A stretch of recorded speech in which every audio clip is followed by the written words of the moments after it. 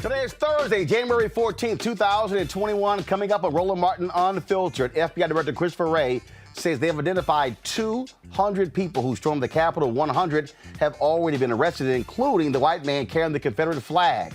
Also, now that Donald Trump has been officially impeached twice, what is next? What will the Senate do? And the Stop the Steal organizer says he had help from 3 Republican congressmen. We'll tell you who they are, and Democrats say they should be held accountable. Also, Speaker Nancy Pelosi says, all right, Republicans, y'all don't want to walk through the metal detectors? You're going to get fined. The money's going to come out of your salary. Yeah, their little attitude. And 3 members of Congress, including Congressman Emanuel Cleaver, they want to give the Congressional Gold Medal to Capitol Police Officer Eugene Goodman, the man who kept these protesters from attacking folks on the floor of the U.S. Senate. Also, charges filed against former Michigan Governor Rick Snyder. We'll talk with reporters been covering the Flint water crisis. And a Proud Boy has been arrested for threatening to kill Pastor Raphael Warnock, elected to the United States Senate, on his Parler account. And Kyle Rittenhouse is living his best life, hanging out with white supremacists. Yeah, that's the guy who killed 2 people in Kenosha, Wisconsin. And in Houston, shocking a number of people.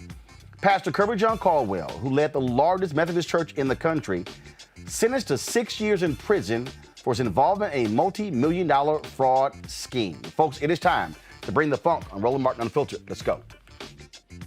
He's got it. Whatever the biz, he's on it.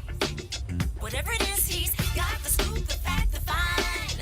And when it breaks, he's right on time and it's rolling. Best believe he's knowing. Putting it down from sports to news to politics. With entertainment just for kicks, he's rolling. It's on go, y'all. It's Roland Martin, yeah. Rolling with Roland now.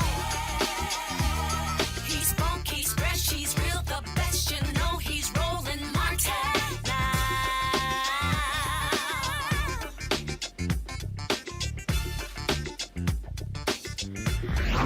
Martin. The fallout continues over white supremacists attacking the U.S. Capitol. FBI Director Christopher Wray says they've identified 200 people who were involved in the attack on the Capitol. 100 have been arrested. They have been fanning out all across the country, arresting these folks. Many of them also been losing their jobs, some resigning, some getting fired. This is all as a result of Donald Trump inciting that insurrection, inciting that riot. The reason he was actually impeached for a second time. But you know what? There are those people who are still defending this, who are very quiet, folks who are making all of these excuses for what took place. One of those folks is, guess what? Y'all heard Franklin Graham.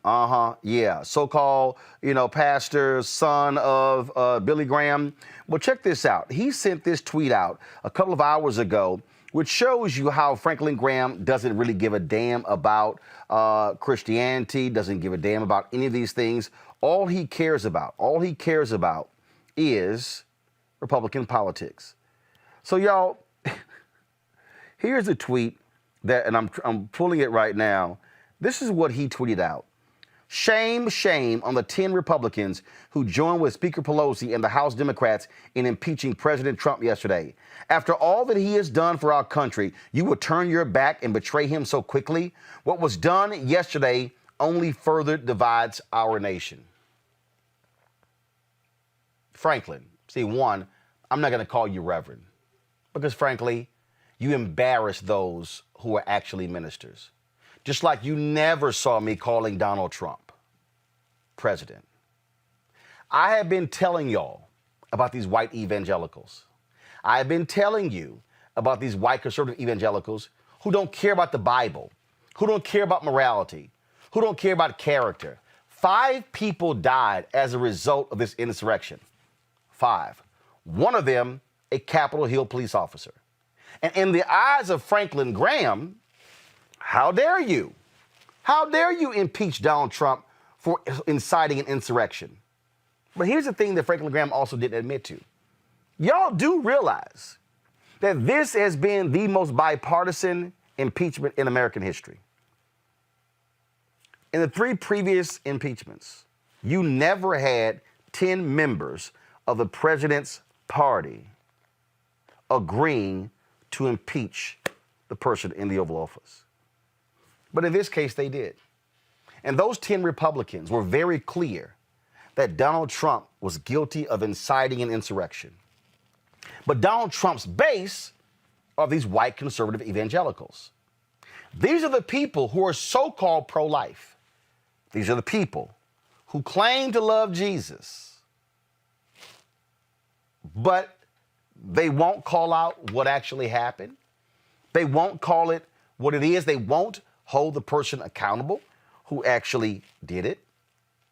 I read for you the statement released by the head of the ethics group for the Southern Baptist Convention. He was very clear. Dr. Moore was very clear about what took place. But Franklin Graham and those of his ilk, they will do anything to protect Donald Trump, even if it meant people dying. Y'all need to understand that's what we're dealing with in this country. Joining me right now, Reese Colbert, Black Women Views, Erica Savage Wilson, host Savage Politics Podcast, Dr. Greg Carr, Chair, Department of Afro-American Studies at Howard University. Greg, I have been warning folks consistently about white conservative evangelicals, the individuals who are about the slaveholder religion. Franklin Graham consistently questioned the faith of President Barack Obama, but he has consistently defended Donald Trump, even saying, don't get focused about the affairs and all of those different things and cheating on his wife and sleeping with the porn stars. We really shouldn't focus on those things. All we've heard for the last 40 years from the moral majority, Jerry Falwell, from Pat Robertson, and all of these people, morality and character and all of these things matter. And here we are, where a man stood on the mall and told these people to go down to the Capitol, and that led to a riot. It led to them storming the U.S. Capitol. It led to his own vice president having to be whisked away to the basement, protecting his life, and Franklin Graham and those of his ilk still won't be critical of Donald Trump. They are showing us who they are, and they are who we always said they were. That's true, brother. In fact, in the last week, we have seen perhaps finally the breaking of this country. In order for something new to be born, something has to die. You know, when we were all young, I'm sure you remember this growing up in the South, Roland. When we go to Vacation Bible School, they had a song, "Oh, How I Love Jesus," because he first loved me. That's all Franklin Graham is doing. This is transactional religion. He loves Jesus, as long as the Jesus he loves can be the one he made up to love him. Their Jesus is a bomb-dropping, Muslim-killing, bleached, blonde, white, blue-eyed, kill everything moving. And so he is being true to his religion. And the problem that Franklin Graham has now, having doubled down, and it's the same problem that those hundreds of, almost 200, that is, Republicans who did not vote for impeachment yesterday have. They can't let go of their Snow White tar baby now. You got to ride with this. And because of what your cousins and them did last Wednesday, there ain't no gray area. You got to pick a side. So good luck, Frank. Roll with it, baby. Did you say Snow White tar baby? Snow White tar baby. Let's just mix up the colors. So tar ain't got to be black. Oh, okay, I just wanted to make sure I heard that right. Yes, ma'am. The thing here, Erica, and why all of this is important. It is important for everyone paying attention, because when I made the point, you have to decide which side you're on. You literally have to decide. Are you on the side of evil, meaning the people who stormed the Capitol? Or are you on the side of those who say, I don't care what the politics are. I don't care about the tax breaks. I don't care about the deregulation. I don't care about any of that. That simply is un-American. And those Republicans, the 192, who voted not to impeach him, we know exactly what side they're on. When Kevin McCarthy, okay, gives us this speech to affirm that Joe Biden won the election, but we can pull the video on November 5th when he was asserting on Fox News that Donald Trump absolutely won and the election was being stolen from him. In a little bit, I'm going to play you this video the Daily Show put together, which is a fantastic video. And frankly, the Daily Show put a video better than what mainstream media put together, showing you all of the people who contributed to this insurrection. And there are only two sides. And if anybody is waffling, we know what side you're on. You are on the side of the insurrectionists. You are on the side of the people who committed a treasonous act. You're on the side of people who want to continue to assert that Trump won because you desire to invalidate black voters. Yeah. Erica? Oh, I thought you were going to play the video. Excuse me. But No, I'll play a little bit. Go ahead. Okay, but I just want to invoke this passage of scripture, these two, Matthew 7:22-23. Many say to me in that day, Lord, Lord, have we not prophesied in your name, cast out demons in your name, and done many wonders in your name? And then I will declare to them, I never knew you. Depart from me, you who practice lawlessness. Franklin Graham and company.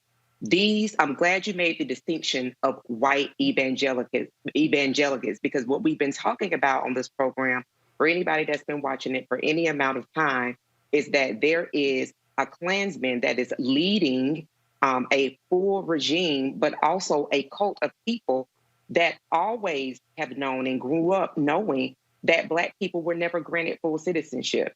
And so this is what we saw on January 6th played out on television across the globe, that there was the ultimate denial, yet again, of Black full citizenship.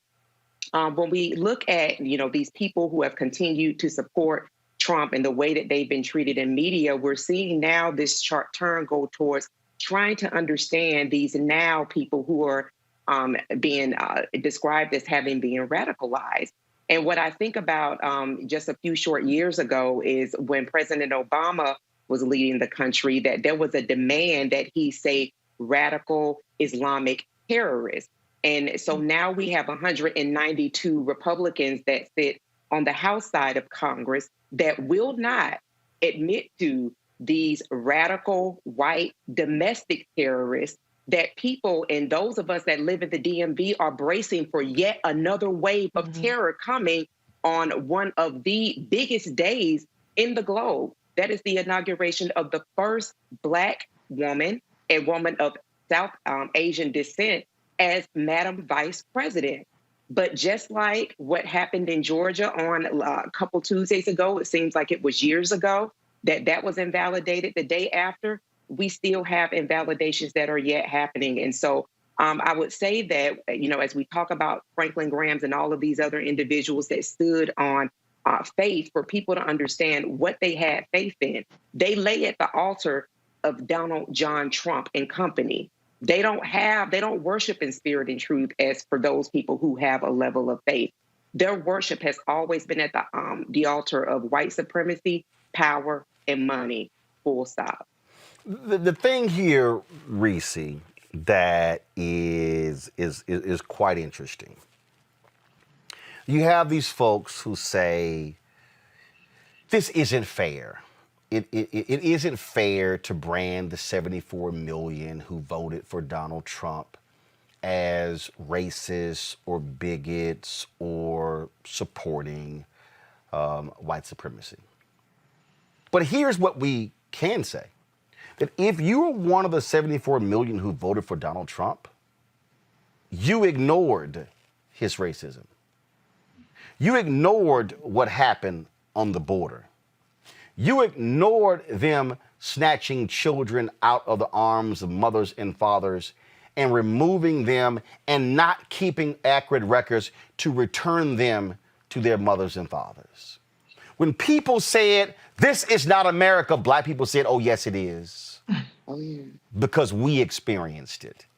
When they took people of African descent who were enslaved and separated children from their mothers and fathers, and separated husbands from their wives, separated family members. That is America.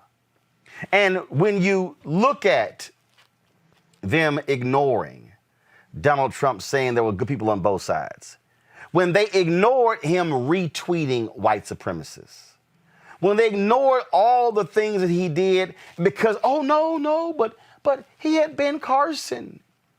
He had Pastor Darrell Scott supporting him. There were blacks for Trump. Surely you can't say he's racist. Yeah, I can. Because I can tell you about the Proud Boy, the co-founder who's married to a black woman. See, these folks want to play games here. And then they want to assert, oh, it was stolen. But let's listen to the language. Donald Trump and his supporters said it was stolen because of Atlanta, Philadelphia, Milwaukee, and Detroit. And you don't even, what do those four cities have in common? Blackness. Mm-hmm. And we're going to call this how we see it, and I dare any of them to dispute what I'm saying, because they can't. Because see, if it wasn't about blackness, then those black Capitol police officers would not have been called nigger multiple times. Mm-hmm.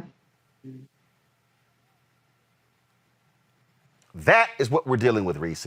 We are dealing with white domestic terrorists in America. And I would like to point out, first of all, white supremacy is the greatest threat to our national security. And that's to everybody's security. It's always been a threat to black people. That's our status quo. So we've at least evolved, and we've grown accustomed to how to cope with that. We know when to stay the hell at home. We know how to operate in certain spaces and who to cross the street for or who to get ready to throw hands with. We already have all those coping mechanisms and survival strategies. White folks are the one that's getting caught off guard by all this stuff, okay?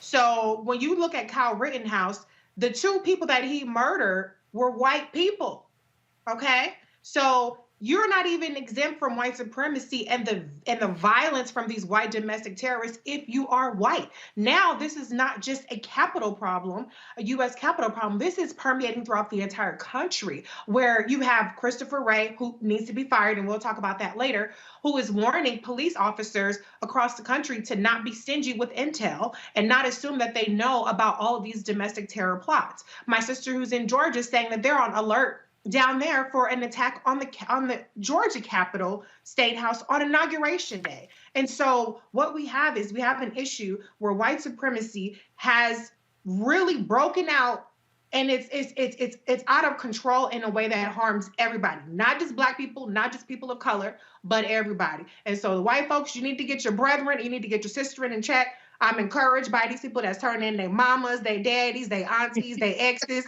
they whoever's daughters, you know, all them, turn them all in, because they're a threat to you just as much as they're a threat to us. Mm-hmm. Mm-hmm. The thing here, again, as we examine this and all the things that have happened after this, Greg, to listen to all of a sudden the call for unity. Mm. Let's come together as a nation. I have to remind people that one of the greatest mistakes after the Civil War was to allow those white bigots who own plantations to renounce the Confederacy and hand them back their plantations. Mm-hmm. See, it's always, I find it interesting that after 9 black people were killed at Emmanuel AME in Charleston, South Carolina, folks kept saying, but why? The forgiveness, the grace, all of those different things. Look at how they are. They're just forgiving. Oh my goodness. Mm-hmm. But these people who were attacking the Capitol, they couldn't let go of the election. They couldn't let go. How? No.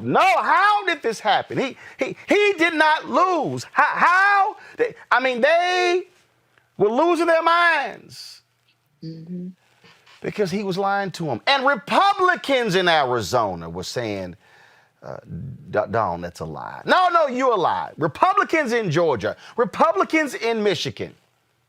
A Republican election clerk had to come out and say, no, Ronna McDaniel, head of the Republican National Convention, you are a lie. And what did the Republican Party do? They re-elected Ronna McDaniel as GOP chair.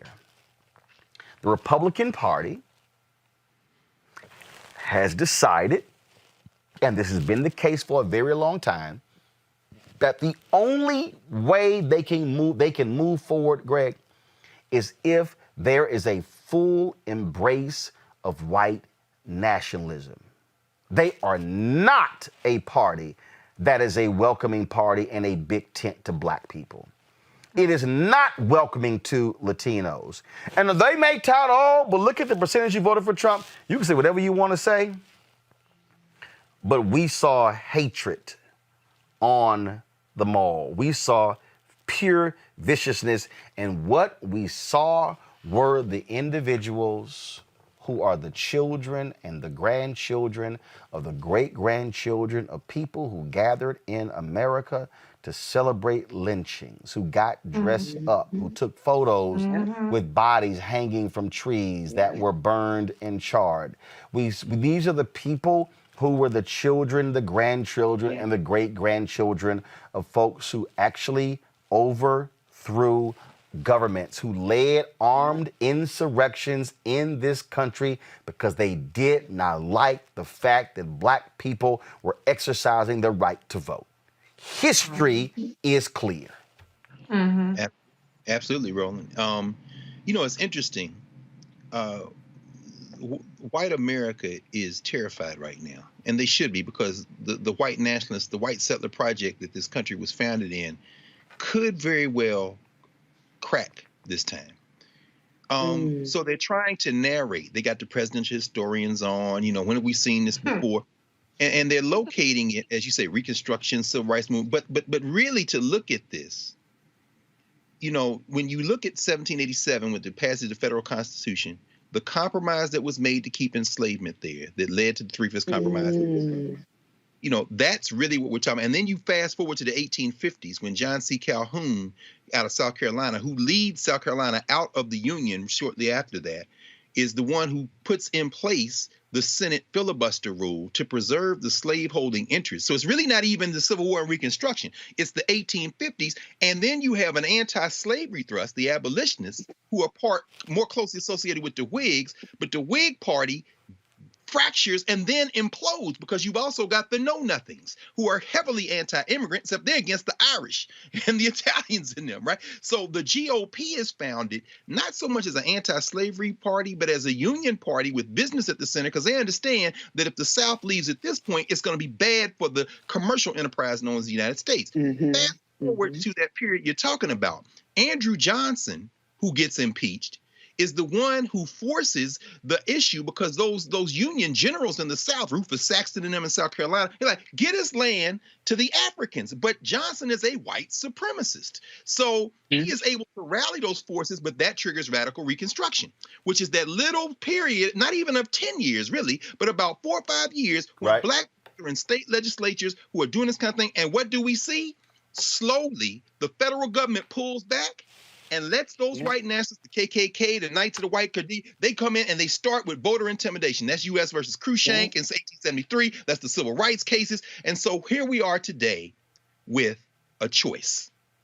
Mitch McConnell knows what he's doing. They are going to try to say, yes, they're racist. Look at them. Wait a minute. Who are you pointing at? That hillbilly horde that was in the Capitol. Those are the racists. Nah, Chief. And the challenge for the Democrats now will be not reaching across the aisle, not healing. Joe Biden is supposed to announce something tonight, I guess almost $2 trillion plan. The challenge now is to take out these white nationalists like a tackling dummy, unless you be You should listen to Cori Bush on the floor yesterday for 30 seconds. She did more than 30 seconds than most of them have done their whole careers. If you don't take these white nationalists out today, not just the people who invaded the Capitol, but every last one of them, and not just Gosar, and not just Matt Getz and Jim Jordan, but every one of them, every one of them. If you don't do it now, we're going to turn on you too, because you chose them over everybody in the country. This thing could implode this time, because this ain't 1850, this ain't 1860, this ain't 1787. It might finally be at the point where you got to make a choice or it doesn't exist anymore. This is a Washington Post exclusive story. Go to my iPad, please. Dozens of people on FBI terrorist watch list came to D.C. the day of the Capitol riot. Now, watch this here. This is the second paragraph.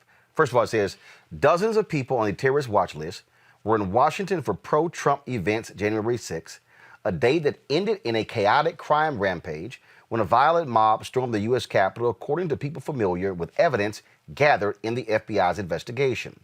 But watch this. The majority of the watch-listed individuals, Erica, in Washington that day are suspected white supremacists whose past conduct so alarmed investigators that their names had been previously entered into the National Terrorist Screening Database, or TSDB, a massive set of names flagged as potential security risk. These people said the watch list is larger and separate from the no-fly list the government maintains to prevent terrorism suspects from boarding airplanes, and those listed are not automatically barred from any public or commercial spaces, current and former officials said. That piece right there needs to cause anybody who's paying attention to realize what we are dealing with here. That we are not dealing with just, oh, everything is nice, wonderful, let's all get along. And in fact, here's this story here. BuzzFeed. At least 28 off-duty law enforcement officers joined Trump in Washington, D.C. last week to call for the election to be overturned. Quote, a lot of these officers were obsessed with him, one longtime cop said. What have we been saying on this show for the very longest? My previous show on TV One. That, according to the SPLC, the Southern Poverty Law Center, they have talked about how white supremacists have been specifically infiltrating police departments and the military across the country. We're seeing how all of these things, again, are moving and coming together. For the people, again, who don't want to understand how all of these things are connected, how all of these dots are connected. Watch this here. AP, a crackdown on misinformation and violent rhetoric on Facebook, Twitter, and other big social platforms could send some of President Donald Trump's fiercest supporters to darker corners of the internet where conspiracy theories run rampant. Okay, that's one of the AP stories. Watch this one here. The FBI is tracking an extensive amount of concerning online chatter, including calls for armed protest ahead of the inauguration. Director Chris Wray said the FBI is concerned about the potential for violence in Washington and at state capitals. Okay? Now, why is all of this important again as we connect the dots? This here. The number of National Guard troops being deployed to Washington to assist with security for the presidential inauguration has grown to about 21,000. That number could increase as law enforcement agencies review the ongoing threats. Erica, you serve in the military. There are more members of the military right now here in the nation's capital than who are in Afghanistan right now.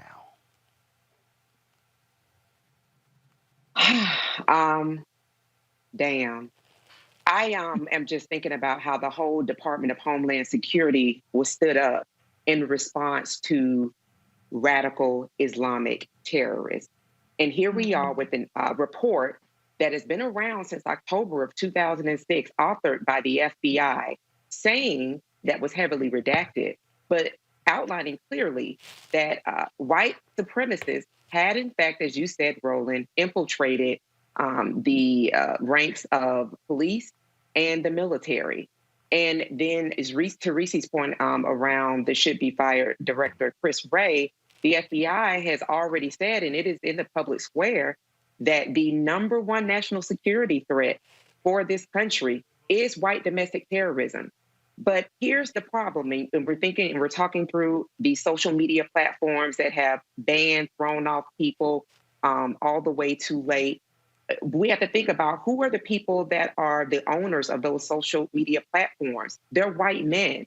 So a lot of the problems that we're seeing in our country is really because the people that are leading, the people that own, the people that usher in these types of, allow like these types of conversations to happen are people that look like the very people we're watching on video right now. They're largely white men.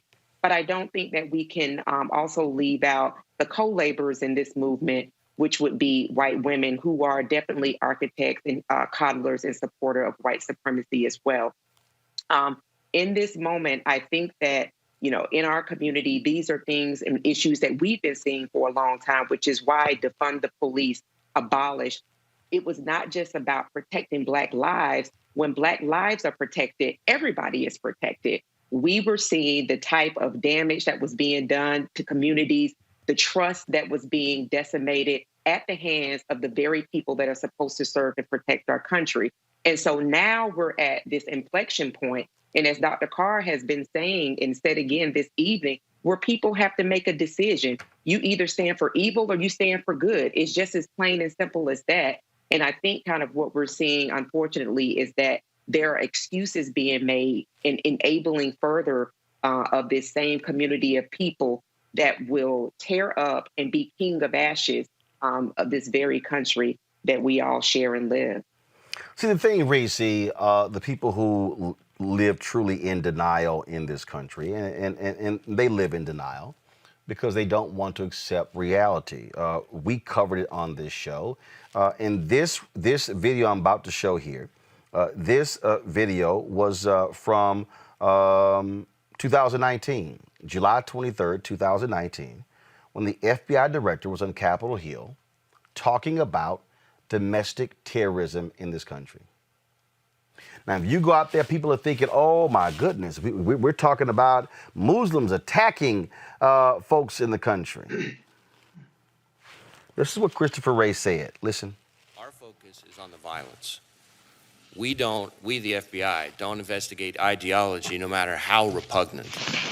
We investigate violence. And any extremist ideology, when it turns to violence, we're all over it. And we've had, in fact, and that you don't have to just take my word for it, just in the first 3 quarters of this year, we've had more domestic terrorism arrests than the prior year. And it's about the same number of arrests as we have on the international terrorism side. I ask you to clarify that, because when you talk, I don't know if we're talking about the same thing, but when you talk about homegrown violent extremists, and I talk about domestic violent extremists, are we talking about the same thing?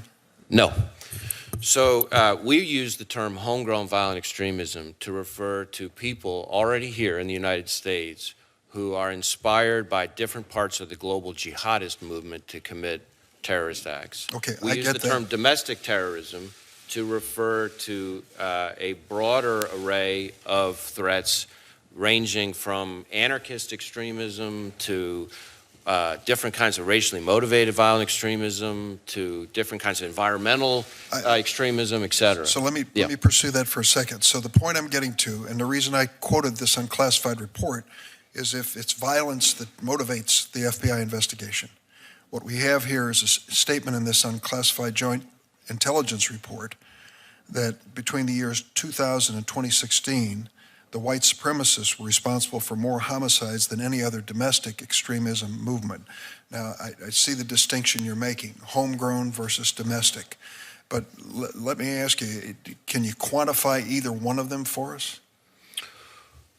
Well, in terms of number of arrests, we have, through the third quarter of this fiscal year, had about, give or take, 100 arrests in the international terrorism side, which includes the homegrown violent extremism. This year? This year. But we've also had just about the same number, again, don't quote me to the exact digit, on the domestic terrorism side. And I will say, that a majority of the domestic terrorism cases that we've investigated are motivated by some version of what you might call white supremacist violence, but it includes other things as well. Right there. Okay, guys, let's try a little role play. It's real clear, Reese. It's real clear what he lays out there. And too many people, especially in mainstream media in this country, want to ignore the reality of white supremacy, the power of white supremacy, and how those very buttons are pushed on Fox News, on Fox Business, on Newsmax, on One America News Network, OANN, on Conservative Talk Radio. They are See, the problem is these people think that because we're not seeing burning crosses and white hoods that, oh no, that's not what's going on here. No, we know the language of white supremacy. We know what it sounds like. We know the coded words and how it's being used and how they're all about trying to reach a group of people, younger people, largely white men, which I've been talking about, this notion of white minority resistance. That's what we're dealing with. Yeah, I mean, if you look at other issues outside of just this terrorism, we saw that hate crime spiked when Donald Trump came into office, but we did not see a proportional response in terms of arrests or prosecutions or convictions in hate crime. So it's no wonder that people felt emboldened to carry out even more grand plans in terms of domestic terrorism because they're getting away with it. You know, you cannot tell me there's an equal amount of domestic white supremacist terrorism than there is international. So there's no reason why those numbers should be equal. But we see what happens in the case of the Capitol coup, where people are getting charged for misdemeanors, curfew violations, and things like that. If this was black people, they would have charged all these people with sedition and let them try to fight it or plead down. But what we're seeing is very conservative charging. Maybe they've upgraded. I think I remember one case where they've upgraded the charges. But, you know, these folks are emboldened because they have every reason to be. They've been protected. They were able to walk out the Capitol, fly home, drive home. You see these people that are getting arrested at home, or some of them are turning themselves in. And so why the hell not? You know, this is their last stand. And unfortunately, I don't think that they've gotten the message that it's not going to be acceptable. I think the Democrats did a great thing in terms of the impeachment, you know, passing the impeachment in the House. It's going nowhere in the Senate, at least, except for to be a pain in the ass in Joe Biden's administration when he takes office. But, you know, everybody got to go home. And the people that are getting arrested, they're getting arrested for some of these more piddly charges. And, you know, we have 21,000 troops out there. That's fine and all, but what difference is it going to make if people are still walking home and they're still walking around, or they're in their communities terrorizing people and getting away with it? So I want to see a much more robust response to this. I've seen some people push back and say, just prosecute people based on what we have on there. Now, all of a sudden, when we talk about prosecuting white domestic terrorism, then now everybody wants to score woke points and talk about how, no, we don't need any more anti-terrorism, you know, surveillance or anything like that. They've already doing that to all of us. Okay, that's not going to stop. So go ahead and get your sights on these white folks out there doing all this crazy stuff. You can be all woke all you want on Twitter, but all that shit that you're saying they shouldn't be done, they already doing it to us. So go ahead and do it to them too, and stop these people from doing all this crazy mess. The thing that is crazy here is, again, if you're watching how these folks are operating and the role that media plays.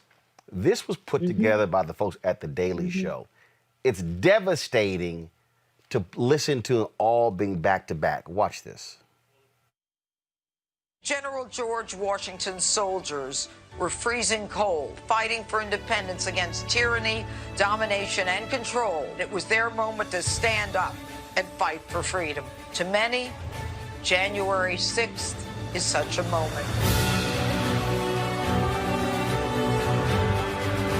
The battle for the White House is now a full-fledged struggle for the survival of this constitutional republic. We, the people, are in control of the United States, and we will take our rights back. 74 million Americans are not going to shut up. This is about taking a stand where you can take a stand. We need to fight back. We win because of our ideas. We lose elections because they cheat us. We're going to keep fighting until every illegal vote is thrown out. They rigged the election in front of all of us, and nobody did anything about it. Call your congressman and feel free. You can lightly threaten them. If you don't start supporting election integrity, I'm coming after you. Madison Cawthorn's coming after you. Everybody's coming after you. We're not timid folk. We're people who understand when there's a challenge in front of us, we rise to the challenge. We fight, finish, keep. It is time to stand and fight. The swamp isn't truly drained until we've nailed the hides of the alligators to the wall. We need to fight back. We need to strike at the heart of their power.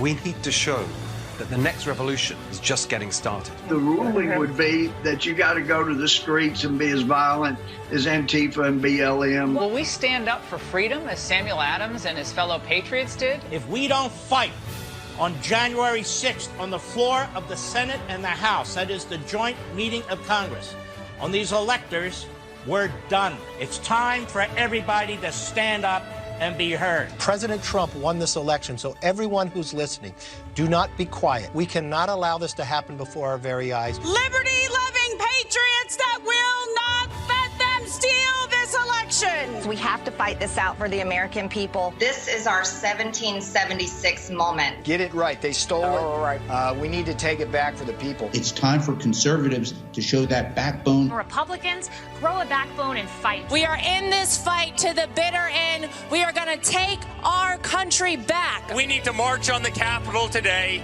and we need to stand up for this country. We're fighting for the future of this country. We're going to keep fighting. I implore you to keep fighting too. Freedom isn't cheap, but you know what? Imagine this, that you get to go back home once we conquer the hill. Patriots here ready to fight, certainly have the back of the president. If you're going to be the zero and not the hero, we're coming for you, and we're going to have a good time doing it. Don't be suppressed. Don't be put in your corner. We will not go quietly into the night. We will defend liberty. Today is the day American patriots start taking down names and kicking ass. Let's have trial by combat. They're not taking this White House. We're going to fight like hell, I'll tell you right now. We're going to the Capitol. You'll never take back our country with weakness. You have to show strength, and we're going to have to fight much harder. We fight like hell, and if you don't fight like hell, you're not going to have a country anymore.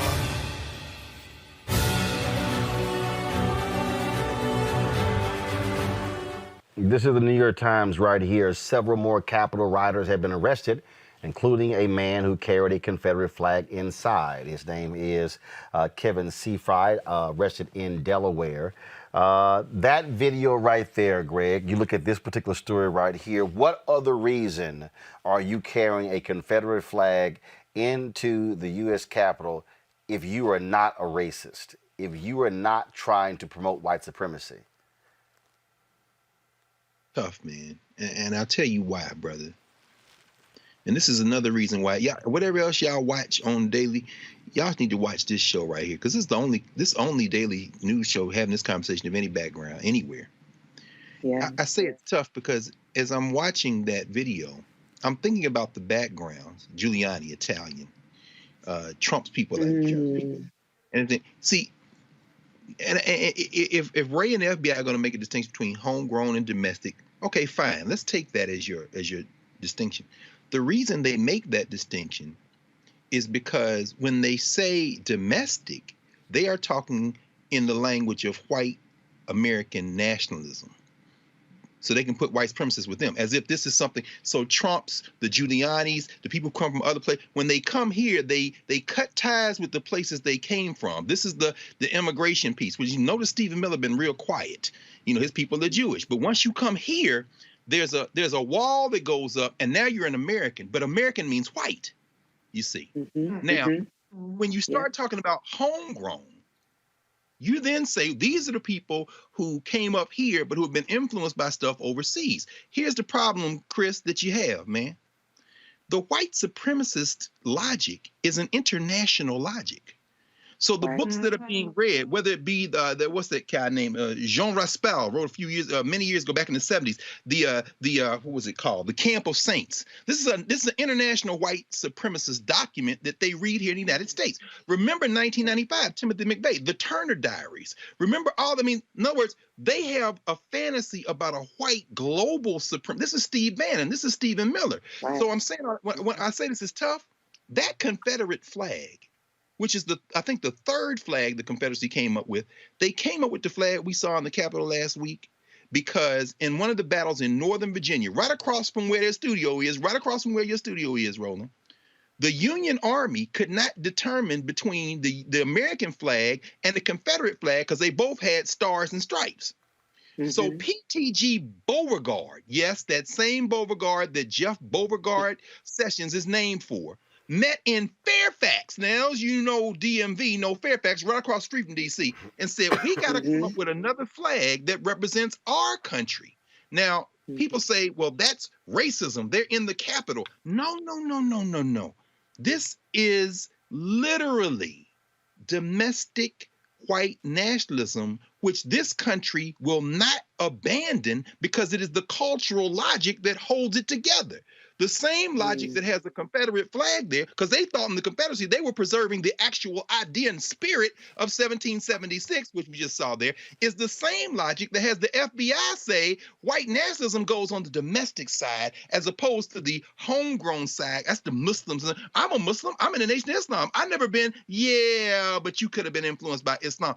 The reason it's tough to tear all these things apart is because until whiteness gives up the idea that it is the cultural logic of this project, everything else they try to do is just going to force them to make a choice. Your whiteness or your life.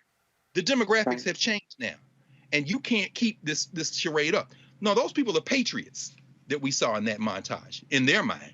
And guess what? Also in the mind of anybody who wants to talk about healing. The thing here, folks, why we are laying this thing all out, because if you watch this show, you'll realize this is not a new topic to us. I've been telling you since 2009 what we are up against. And what we're dealing with is not going to somehow disappear in 7 days. This is not going to go away when Donald Trump is no longer occupying the Oval Office. It's because, remember, 192 Republicans voted not to impeach him. When you listen to the language of Ted Cruz and Josh Hawley and others, they are speaking directly to these very people. Remember, white supremacy, just because it might have a suit and tie on as opposed to a Klan hood, does not mean that somehow it's different. It's simply more sophisticated. And that's what you're seeing. The video from The Daily Show put together, all those people lying about the election, it's all based upon lies. Lindsey Graham is still lying. Oh, the only way they can win is cheat. That's how Brian Kemp won. Voter suppression is cheating. You now all of a sudden you're upset with absentee balloting? Yep, you want to cheat. That's what's going on. Now in Georgia, they now actually want to try to put a voter ID with absentee balloting. Folks, they have been lying about election fraud over and over and over. And here's the deal. If any of you have actually read a history book, you would realize that every time black people voted, do you know what happened when we won? They would yell fraud. Come on, brother. Y'all, facts don't lie. That's right. See, the real thing that we're now contending with is that we have a nation of people who simply don't read shit.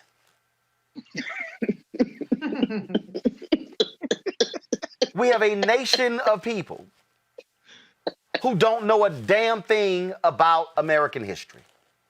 Teach Roland. They know nothing. They know nothing. I was corresponding the other day with my buddy Lindsay Davis at ABC. And I sent her the video that I did on ABC This Week where I talked about the Republicans aligning with white supremacy. I laid it out. I said, y'all, this is what they've done. Check, yeah, I want y'all to check. So remember, this was the video where I talked about it that people didn't get. February 21st, 2016. Watch this. This is their problem. They invited evil in, and now evil is taking over. Okay, 2009, the night of Obama's inauguration, we will stop him at every turn. They love the Tea Party anger. They took advantage of it in 10 and 12 and 14. They always said, we can control it. We can harness it. Now, all of a sudden, Trump is taking advantage of it. He led the whole birther deal. The Republican establishment at some point has to say, you know what? We played with fire, and now it's about to consume us. They have to accept some blame. The Republican establishment never played with. You heard Sarah Fager. The Republican establishment never played with fire. Can y'all please play some of the video from Wednesday? See, this was 5 years ago. No, the video. I told y'all. See, this is playing with fire. This right here, this is called fire. See? And see, if these mainstream networks would have let black folks actually hire more of us, especially those of us who, frankly, are more radical, those of us who, and see, y'all, what y'all call radical, we simply call truth tellers. Then maybe if folks had been hearing what I said for 5 years on a consistent basis, you would see more of this. Well, I was so glad to see the other day when ABC had their impeachment coverage. My girl Lindsay Davis sent me this, and I told her, I said, you killed it, and I'm glad you did. Listen to how she breaks it down. See, again, this is what happens when black folk are on national television and we are bringing our black identity, our understanding of history to the table.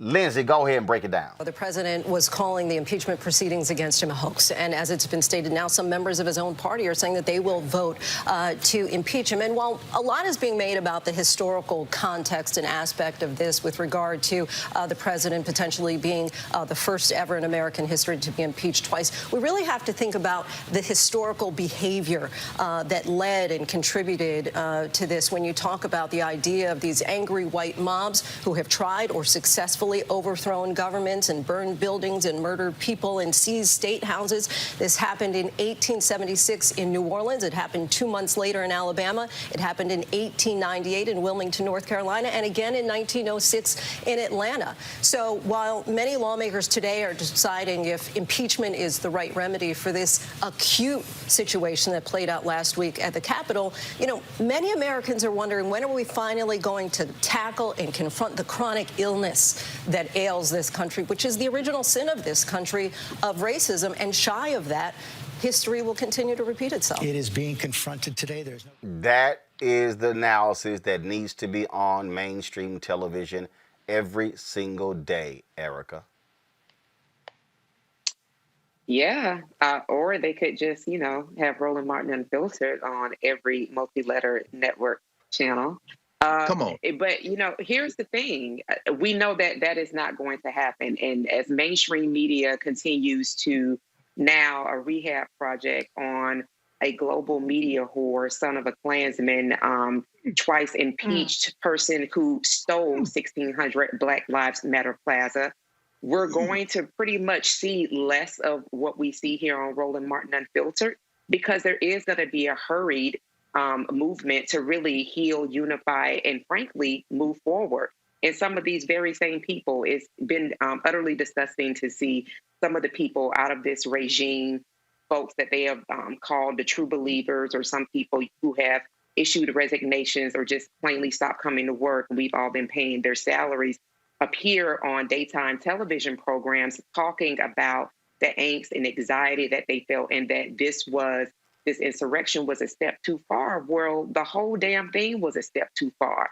The person that has led this nation in a more of a downward spiral was the same person that pushed a birther conspiracy theory, which was to say that Barack Hussein Obama was not a legal citizen. And we have been making the same argument that that is really the indictment of white culture, that they don't see Black folks as full citizens. So, you know, we could always hope for that, but I'm kind of sticking my my feet down in the coverage that we see and listen to here on Roland Martin Unfiltered. And you know, for all of us to continue to push back through all of our platforms around what is going to be essentially a normalization campaign. That's exactly what we're dealing with, folks. We're going to go to a break. When we come back, we're going to talk about Flint, Michigan. We want to talk about, again, how black people have been impacted by bad decisions. The Attorney General, they have indicted the former governor and other officials because of their just absolute negligence in Flint. That is up next, right here on Roland Martin Unfiltered. And because of us, we have strengthened the democracy. We're the real patriots. We have stood with our country. We've fought for our country. We've had people who have gone to war, who returned home with no housing, no jobs, but... lynched in uniforms? Absolutely. But they stayed and they fought and they protested. And the civil rights movement taught us how to protest, how to stick with it, and whether it's the civil rights movement or organized labor who protest today, often they are rallying, they're marching, and they're fighting, and they're up against some of the biggest corporations in America about, decent pay and decent benefits. It is because of protests that we've been able to make America better. We're the patriots who say we believe in this country, and we believe that it can be about justice and equality for everybody.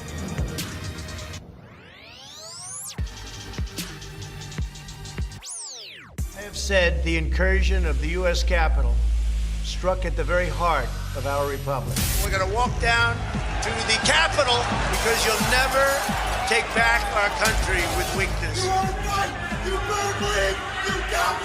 I unequivocally condemn the violence. If you don't fight like hell, you're not going to have a country anymore.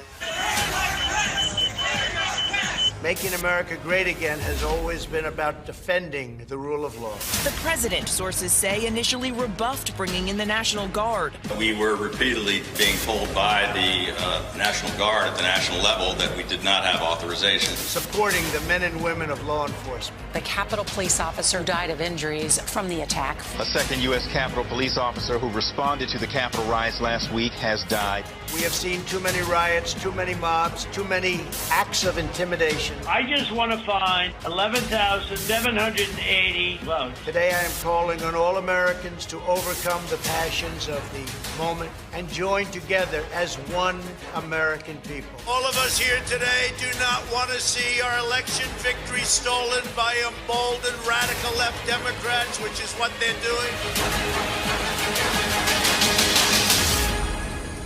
To be the first African American to become the Secretary of Defense, if confirmed, is an enormous honor and a privilege. But it's not the first time that I've been the first. Back when I was a lieutenant colonel, I was selected to be the operations officer for the 82nd Airborne Division. An African American had never held that position before. And later on, I would become the first African American to command an infantry division in combat. And subsequent to that, I was the first African American to command an Army Corps in combat. The first African American to be the Vice Chief of the Army, the first African American to be the CENTCOM commander. It's hard to believe, but it's true. There is kind of a sad commentary here, and that is, it shouldn't have taken this long for us to get here. There should have been someone that preceded me. And I am enormously grateful for the service and the sacrifices of those that went before me. The Tuskegee Airmen, the Montford Point Marines, the folks who served in World War I and World War II, who performed with distinction. And it's on their shoulders that I stand here today. My goal is to not be the last. Hopefully we can set those conditions in place that ensure that I'm not the last Corps commander to command in combat or the last CENTCOM commander, and certainly not the last African American Secretary of Defense. Former Michigan Governor Rick Snyder has been charged in the Flint water crisis that led to the Legionnaire's disease outbreak that killed 12 people. The former governor pled not guilty this morning on 2 counts of willful neglect of duty.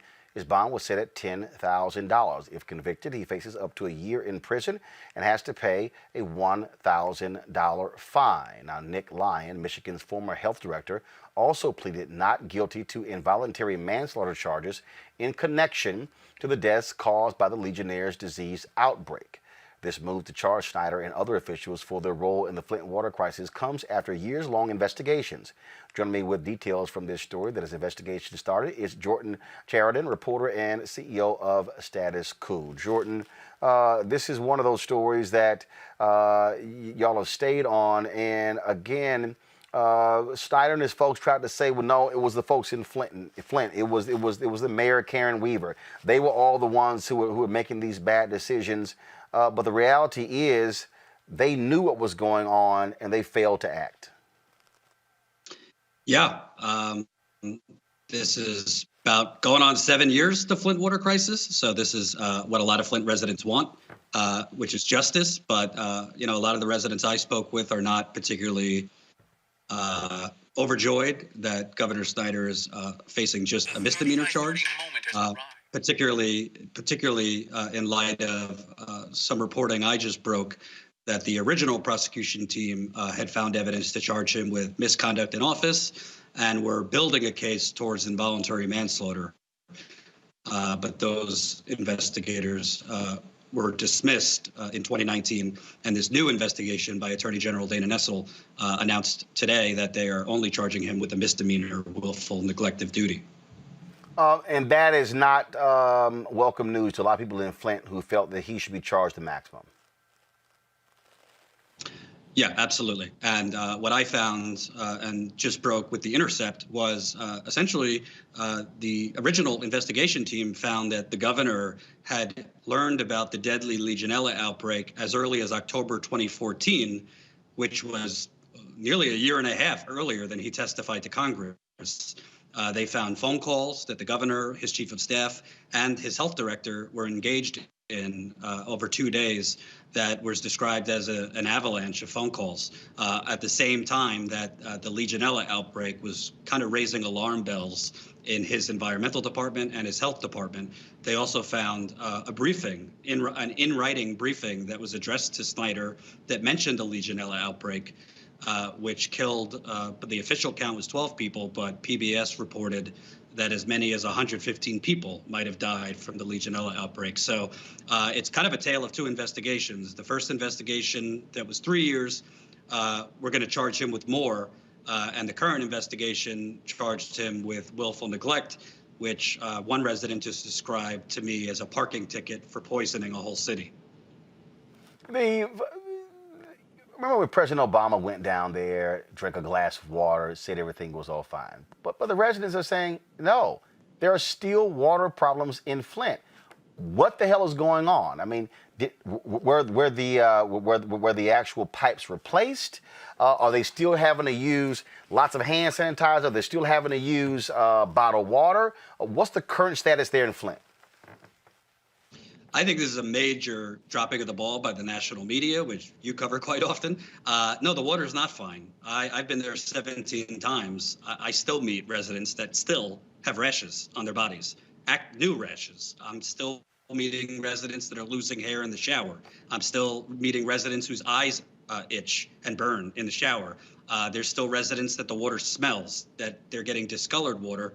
And my partner and I, we knocked on nearly 500 doors 2 summers ago because we had sources telling us that Snyder, who is charged today, that his environmental department was manipulating the testing data, the lead and copper testing, by running people's water before taking the test. So no, all of the pipes have not been replaced, Roland. Not to mention, they're only changing the pipes from the curb into the house. They haven't touched people's interior home plumbing. And that river water didn't just stop. It damaged people's interior plumbing. So no, not all the service lines have been fixed. The interior plumbing hasn't been fixed. And, let's just call it what it is.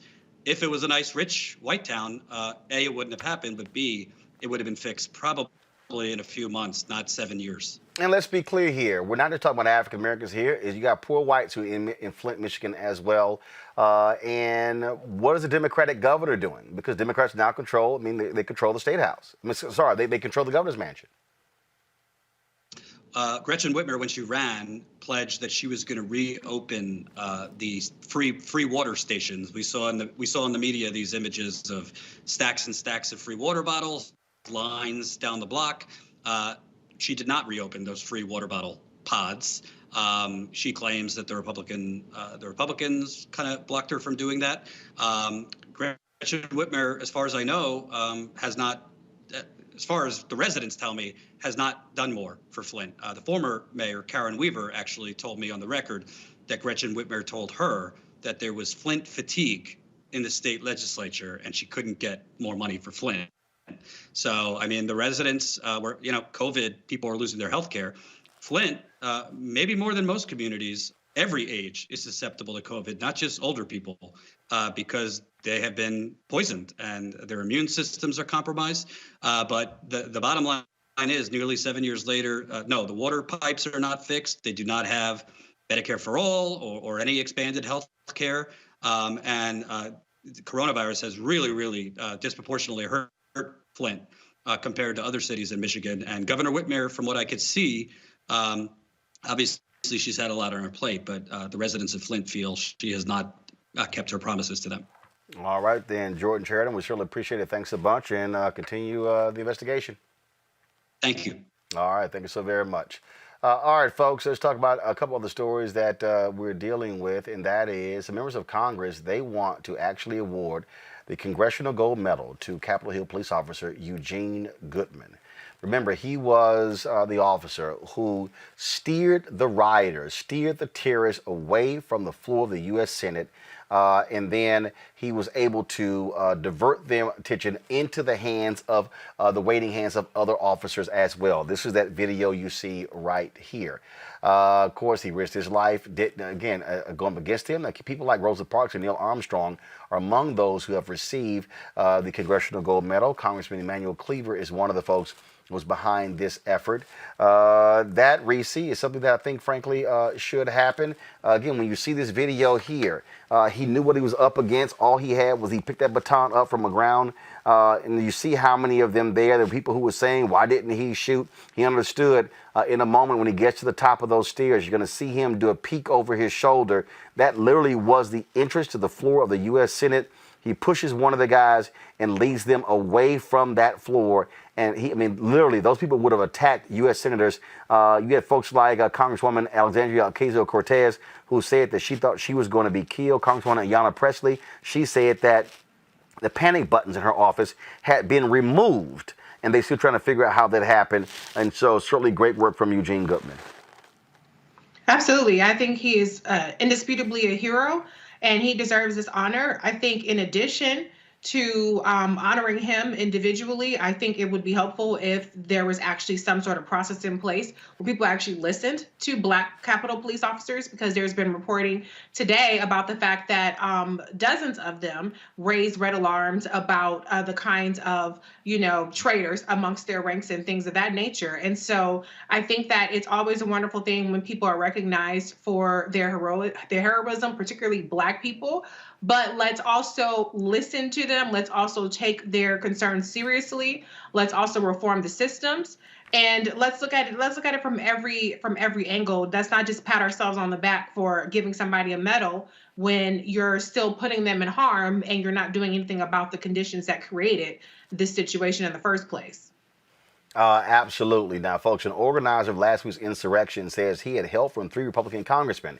Ali Alexander claimed in a now-deleted video that Representatives Andy Biggs and Paul Gosar of Arizona and Mo Brooks of Alabama helped him plan the protest that led to the attack on the Capitol. He said their intention was to put pressure on lawmakers inside to overturn the election in favor of Donald Trump. Alexander is the main organizer behind the Stop the Steal movement, who says that he's now in hiding because, Erica, he's concerned about his safety. Oh. Good. There are members of Congress, and you had on Congresswoman Johanna Hayes last week. And one thing that struck me and that broke my heart is that she mentioned she had her son in the Capitol with her at the time of that insurrection. So they endangered the lives not of just members of Congress, but then their families as well as staffers, people that work, and unfortunately, the maintenance crew, which was largely Black, that had to clean up white people's shit once again. When I think about Officer Goodman, that photograph that has been circulated around social media and other places, it really pains me. Because for me, it is really a pictorial of what Black folks are constantly having to do, donning the uniform of effectively a campaign to defund and abolish the police, not because, this is his brother's job, but because of the history, the slave patrol history that law enforcement comes out of to continue to make sure that Black folks know that they do not have full citizenship in this country, that he had his hand raised. And so we're always fighting back against these forces of not now microaggressions, but just plain aggressions against Black and African American people. When he had his hand on his weapon, we always have to be able to switch code. Reese referenced that earlier in the show. We always kind of know how to move and maneuver through different situations. And then looking at the stance that he took with his feet, it just makes me think about how we have to have our feet firmly planted on this soil, and then another place to give us some level of spiritual strength. And so this is the day after the Georgia election where Black voters turned out in incredible numbers to make sure that there was power in the Senate on behalf of Democrats. You then have the second largest group of folks within the Democratic Party, that's Black men who brought in the win victory for this incoming administration, doing what Black folks are always having to do.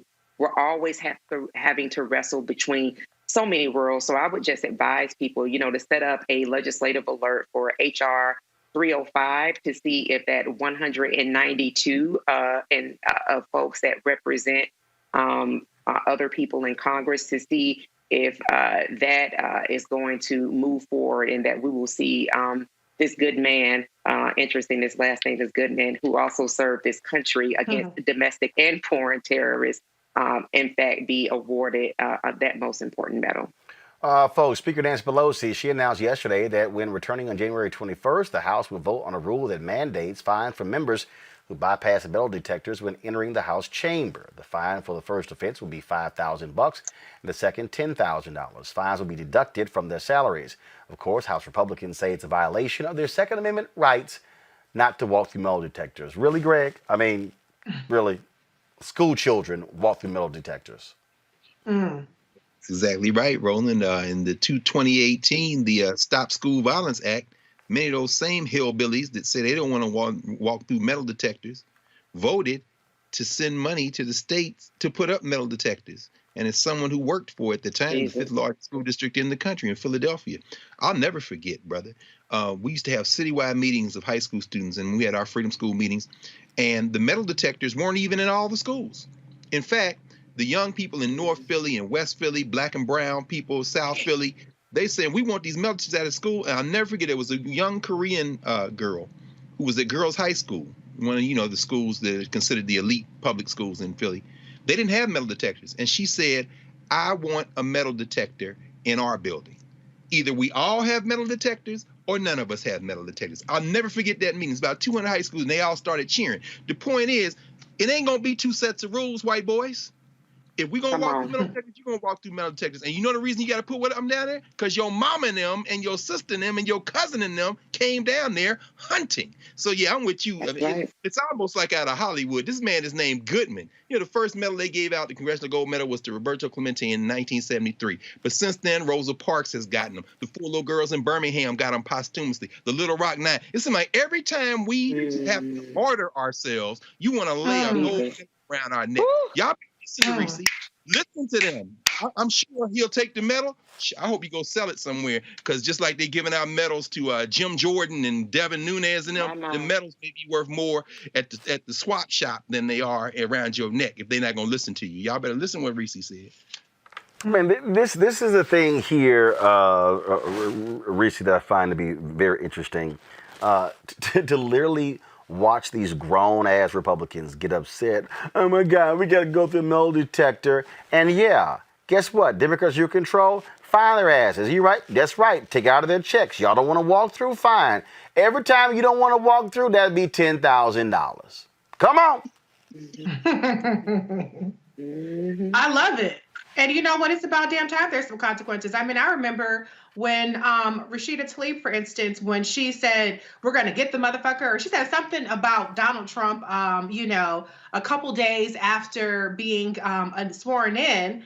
And I mean, it was like wall-to-wall coverage of how, you know, how ridiculous this was and how uncivil this was and things like that. And then you have people like Marjorie Taylor Greene and this Lauren Boebert and all these other psycho lunatic white supremacist women that literally just got there from the QAnon caucus, who have violated every rule, who have put people in danger.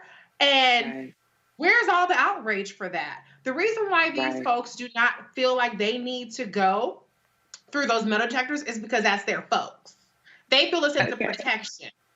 And the other people that don't, the white folks that are on that side, they know better. Okay, I don't trust you. I'm looking over my shoulder. Ayanna Pressley said it best. If I have to choose between being up in here with these, I don't remember the exact words, but basically with these crazy ass white folks in Congress, or take my chances with the violent people out there, then like I said, we're going to have to throw hands. I'm going to have to take my chances because you have to look over your shoulder. So I don't understand how these people can even function, okay? I don't understand how you can even function knowing that your crazy-ass coworker has a gun. I wouldn't want to, if you had got guns at my office, I'm not going into that office. You have to handle that situation.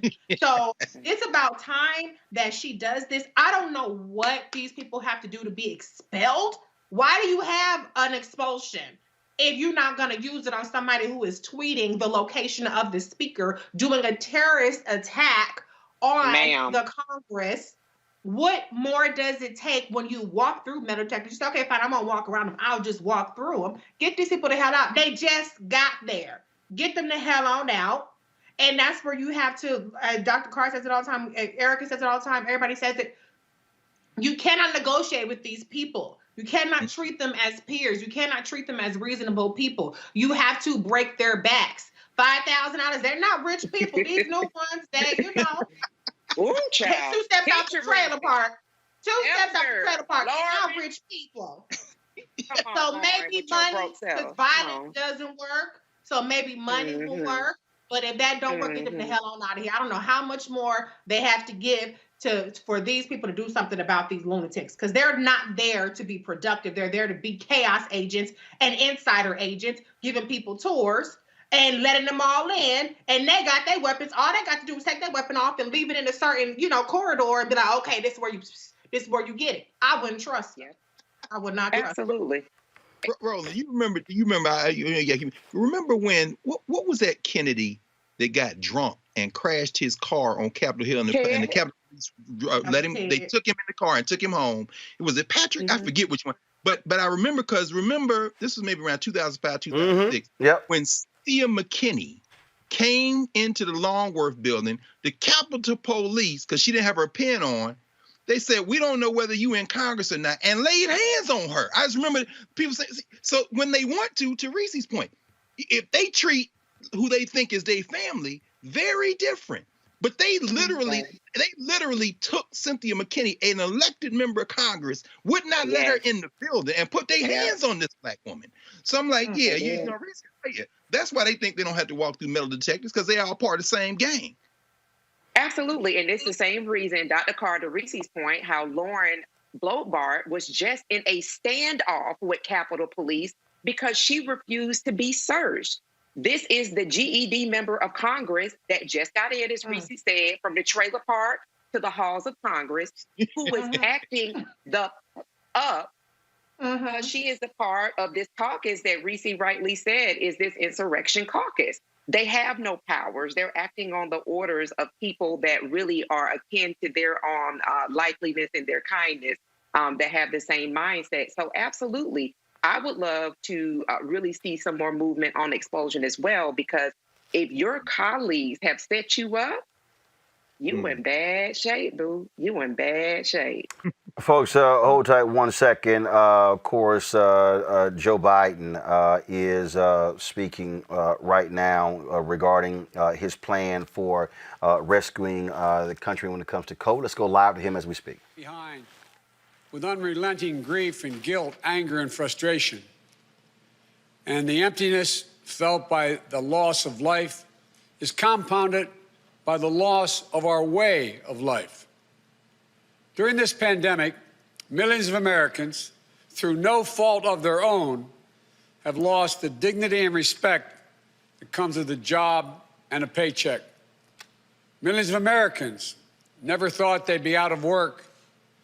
Many of them never even envisioned the idea, are facing eviction, waiting for hours in their cars to feed their families as they drive up to a food bank.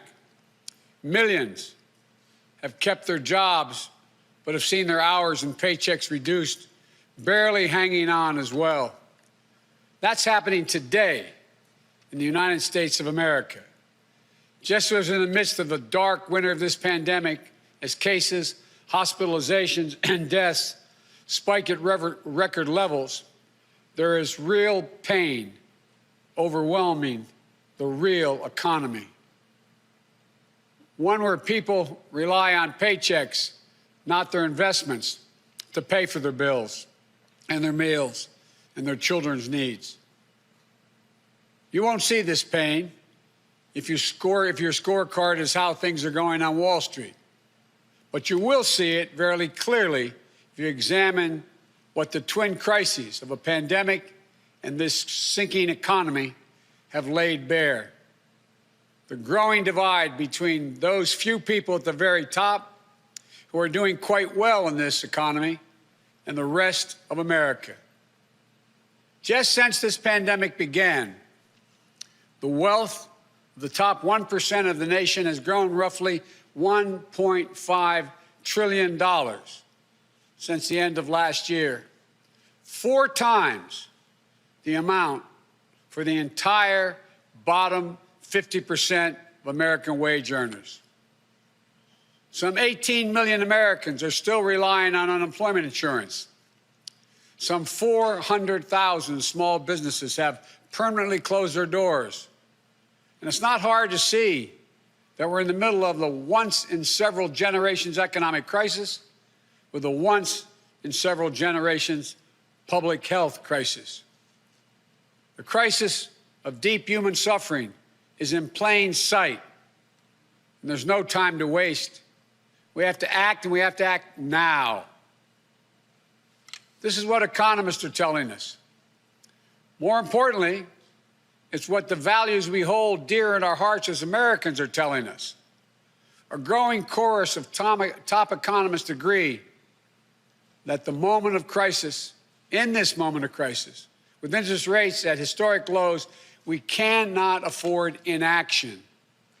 It's not just that smart fiscal investments, including deficit spending, are more urgent than ever. It's that the return on these investments in jobs, racial equity, will prevent long-term economic damage, and the benefits will far surpass the cost. A growing number of top economists has shown even our debt situation will be more stable, not less stable, if we seize this moment with vision and purpose. And so tonight, I'd like to talk to you about our way forward. A 2-step plan of rescue and recovery. A 2-step plan to build a bridge to the other side of the crisis we face to a better, stronger, more secure America. Tonight, I'll lay out my first step, the American Rescue Plan, that will tackle the pandemic and get direct financial assistance and relief to Americans who need it the most. Next month, in my first appearance before a joint session of Congress, I will lay out my Build Back Better recovery plan. It'll make historic investments in infrastructure, that Build Back Better plan. Infrastructure, manufacturing, innovation, research and development, and clean energy. Investments in a caregiving economy and in skills and training needed by our workers to be able to compete and win in the global economy. of the coming years. Moody's, an independent Wall Street firm, said my approach will create more than 18 million good-paying jobs. Our rescue and recovery plan is a path forward with both seriousness of purpose and a clear plan with transparency and accountability, with a call for unity that is equally necessary. And unity is not some pie-in-the-sky dream. It's a practical step to getting the things we have to get done as a country get done together. As I said when it passed in December, the bipartisan COVID-19 relief package was a very important first step. And I'm grateful for the Democrats, Republicans, and independent members of Congress who came together to get it done. But I said at the time, it's just a down payment. We need more action, more bipartisanship, and we need to move quickly. We need to move fast. Our rescue plan starts aggressively in order to speed up our national COVID-19 response.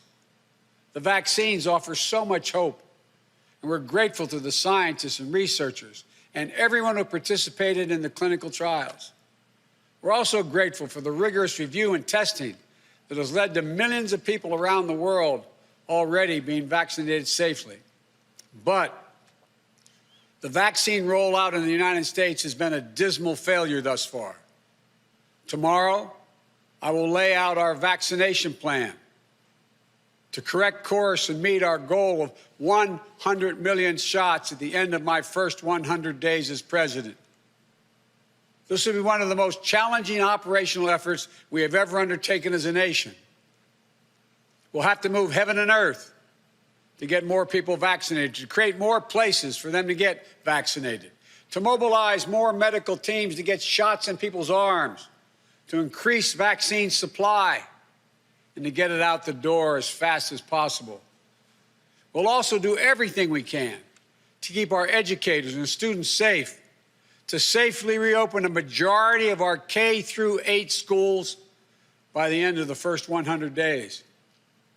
We can do this if we give the school districts, the schools themselves, the communities, the states, the clear guidance they need, as well as the resources they need that they can't afford right now because of the economic dilemma they're in.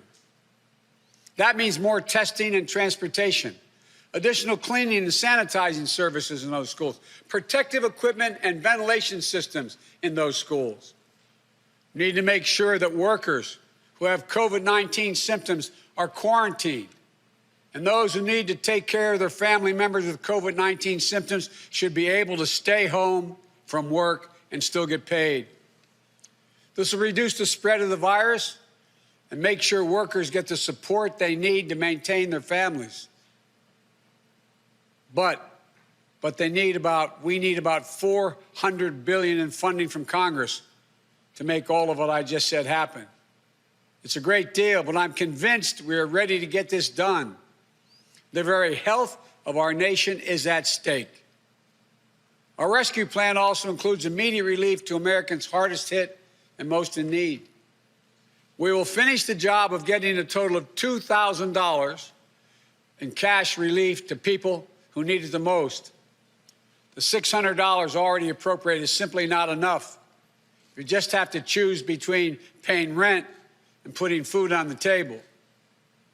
Even for those who've kept their jobs, these checks are really important. You see, if you're an American worker making $40,000 a year with less than $400 in savings, maybe you've lost hours, or maybe you're doing fewer shifts, driving a truck or caring for the kids or the elderly. You're out there putting your life on the line to work during this pandemic and worried every week that you get sick, lose your job, or worse. $2,000 is going to go a long way to ease that pain. We'll also provide more peace of mind for struggling families by extending unemployment insurance beyond the end of March for millions of workers. That means that 18 million Americans currently relying on unemployment benefits while they look for work can count on these checks continuing to be there. Plus, There will be a $400 per week supplement so people can make ends meet. This gets money quickly into the pockets of millions of Americans who will spend it immediately on food and rent and other basic needs. As the economists tell us, that helps the whole economy grow. We'll also tackle the growing hunger crisis in America. As I speak, and the Vice President-elect has spoken to this many times, 1 in 7 households in America, more than 1 in 5 Black and Latino households in America, report they don't have enough food to eat. This includes 30 million adults and as many as 12 million children. It's wrong. It's tragic. It's unnecessary. It's unacceptable. So we're going to extend emergency nutritional assistance for 43 million children and their families enrolled in the SNAP program through the rest of this year. We'll help hard-hit restaurants prepare meals for the hungry, provide food for the families who need it. We will invest $3 billion in making sure mothers and their young children have the nutrition they need. This will not only meet our moral obligation we have to one another, but it will also spur our economic growth, get restaurants and workers back on the job. And as we work to keep people from going hungry, we'll also work to keep a roof over their heads, to stem the growing housing crisis and evictions that are looming. Approximately 14 million Americans are falling behind on rent, many at risk of eviction. If we don't act now, there'll be a wave of evictions and foreclosures in the coming months as the pandemic rages on. This would overwhelm emergency shelters, increase COVID-19 infections as people have nowhere to go and can't socially distance. Next week, we'll take action to extend nationwide restrictions on evictions and foreclosures. This will provide more than 25 million Americans greater stability instead of living on the edge every single month. And I'm asking Congress to do its part by funding rental assistance for 14 million hard-hit families and tenants. It will also be a bridged economic recovery for countless mom-and-pop landlords.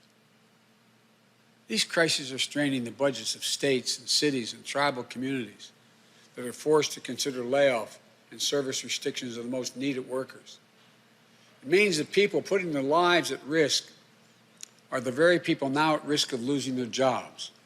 Police officers, firefighters, all first responders, nurses, educators. You know, over the last year alone, over 600,000 educators have lost their jobs in our cities and towns. Our rescue plan will provide emergency funding to keep these essential workers on the job and maintain essential services. It will ensure that vaccines are administered and schools can reopen. Vice President-elect Harris and I have been speaking with county officials, mayors, governors of both parties on a regular basis. We're ready to work with them, to help them get the relief they need. Our rescue plan will also help small businesses that are the engines of our economic growth, our economy as a whole, the glue that holds communities together as well. But they're hurting badly. And you realize they account for nearly half of the entire total U.S. workforce.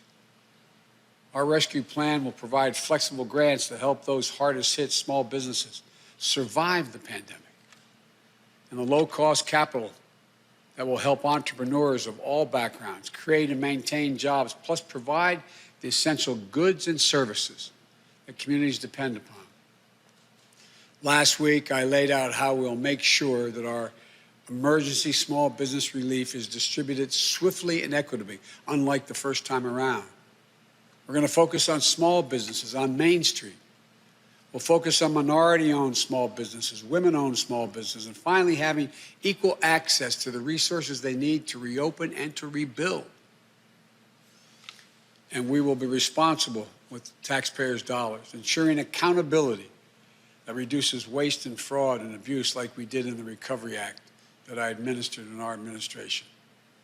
direct cash payments, extended unemployment insurance, rent relief, food assistance, keeping essential frontline workers on the job, aid to small businesses.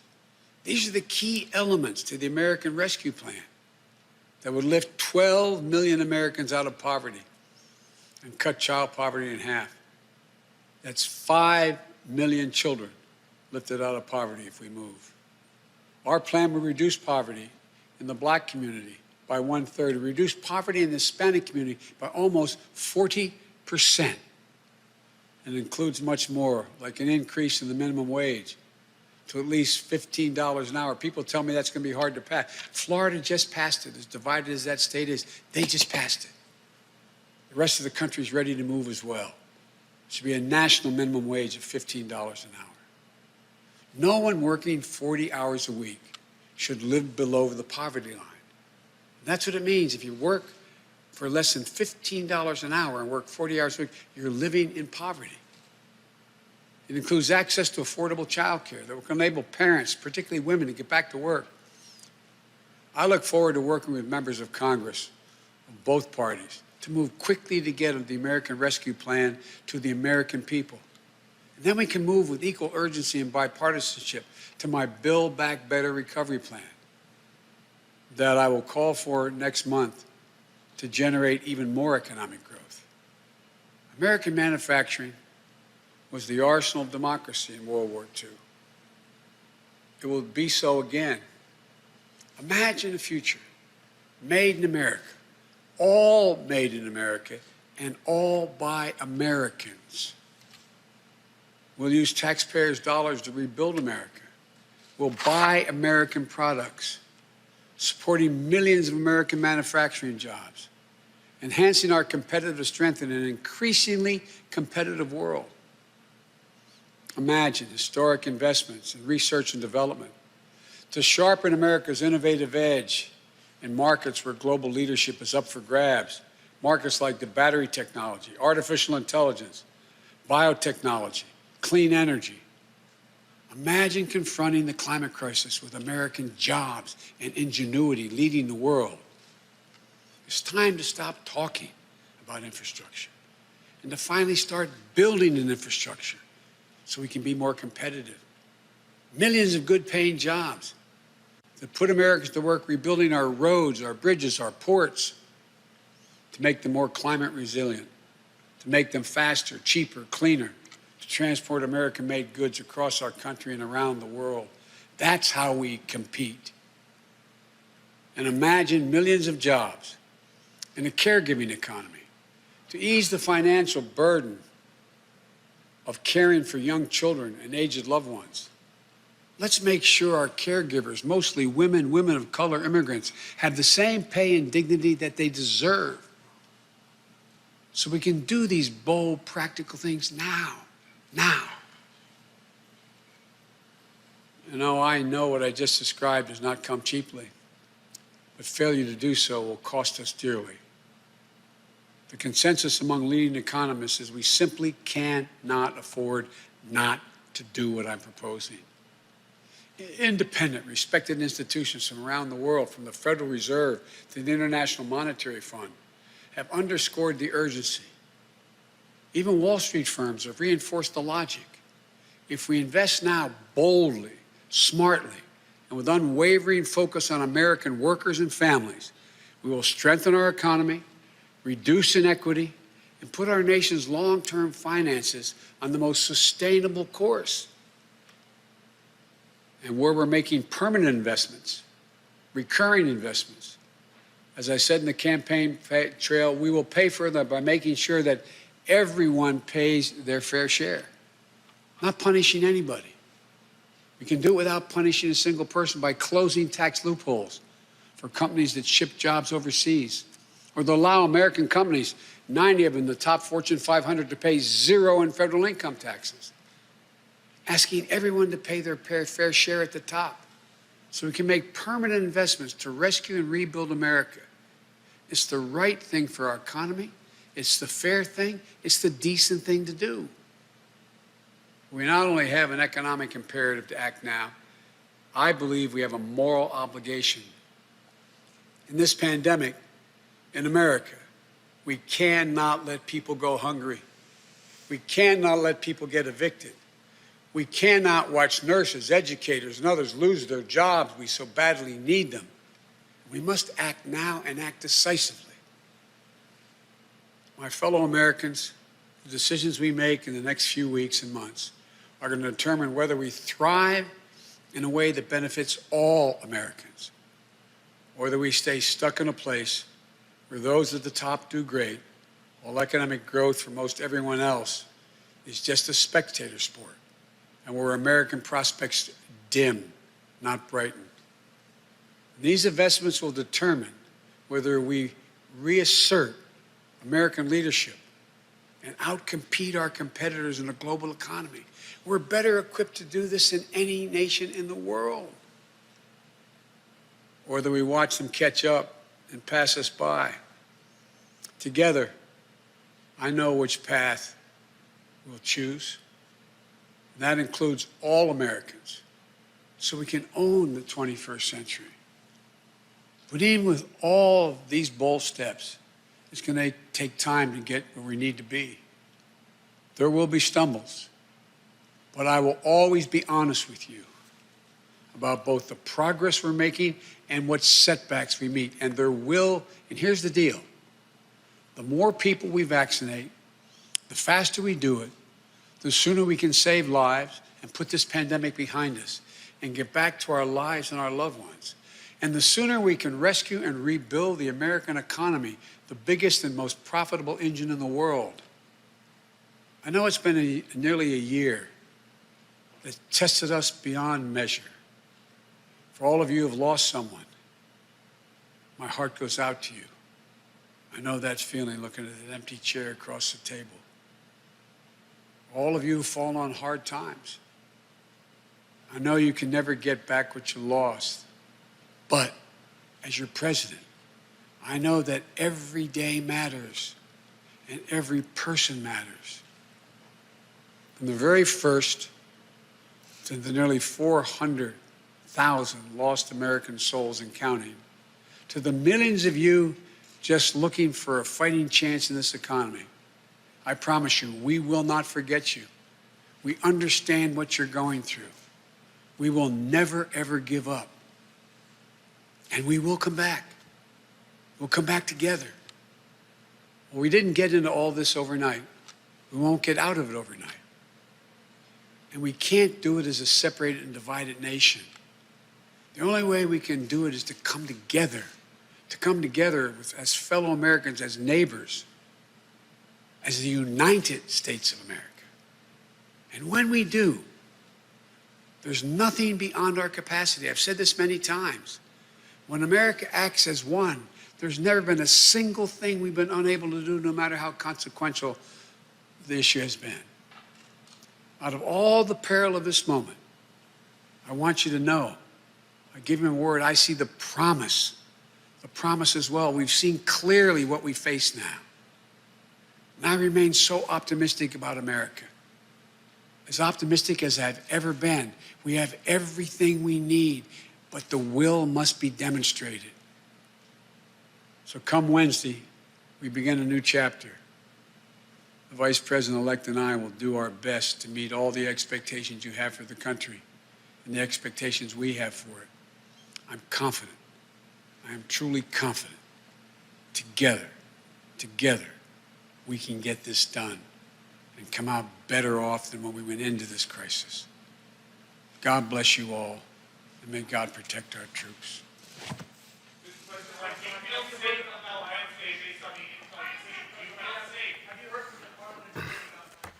That was President-elect Joe Biden laying out his plan. He said he is going to speak to a joint session of Congress next month.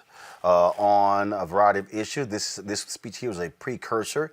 We heard him recently talk about the need for a $15 an hour minimum wage, saying it will pass in Florida. It can certainly pass on the national level. Democrats now control the United States Senate 50-50. Vice President-elect Kamala Harris could break all ties. My God, I forgot what it was like to actually listen to somebody who's going to be in the Oval Office give a speech without congratulating themselves, without sniffling, and also having a sense of empathy and speaking in complete sentences.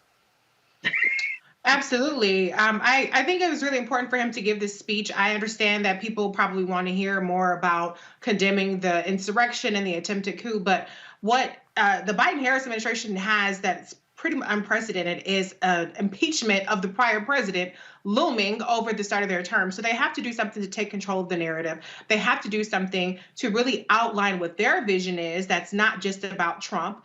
And, we're not going to be able to turn the page from Trump. Obviously, there has to be accountability for that, which Joe Biden and Kamala Harris have already been supportive of an impeachment trial that is not 100% of the Senate's business, but, at least give them half of their agenda. And so I think it was a very well detailed plan. I think one of the most important things he said was that essentially they're going to do this spending from the deficit. And I think that so often where Democrats have negotiated against themselves, trying to get quote unquote bipartisan support, which usually means one at most vote from the Republicans. And, the Republicans have already tried to move the goalposts and talk about how you need to balance the budget and things like that. And so much of that kind of back and forth really plagued the Obama-Biden administration that I think that it's important that Biden is already laying out. We're not playing those games. We got to spend this money. We got to get this economy back. We got to get it working for everybody. And so that's an important message. I think there's going to be a lot of support for that.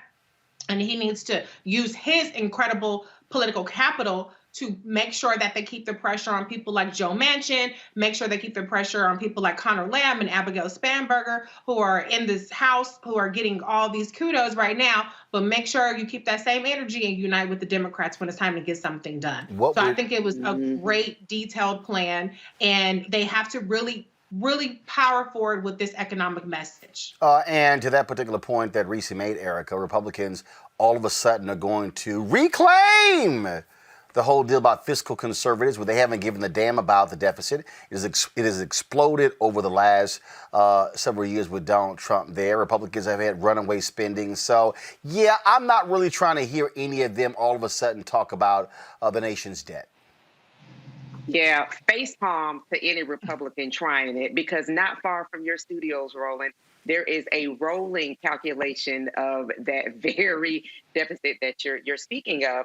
And I just want to say, one of the things that he talked about, not only acknowledging the nearly 400,000 souls who are no longer here to bear witness to what is happening and to be with their families, but that he also talked about food insecurity, which I think is something to continue to make sure that that's lifted forward. When, over the summer, we were looking at nearly a quarter of this nation's children that were already suffering, but were suffering even more because schools were closed down. There was not much in-person learning that was happening. And so you have kids that were depending on hot meals from a summer program, from some type of service. Those services were rolled up due to the pandemic and other issues where they weren't seeing the kind of donations and support they had seen in a pre-COVID economy. So to say that effectively SNAP benefits, that extended benefit period, and the increase will continue on for a period of time, I think is very important. And let me be very clear. Anybody who has a damn problem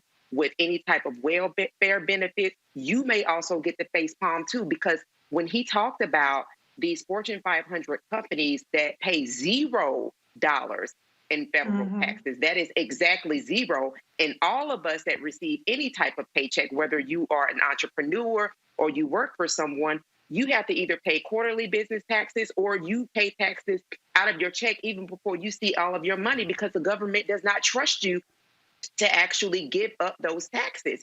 So look at Jeff Bezos, who is a fucking trillionaire. Look at the ways with which wealth is worshipped, okay?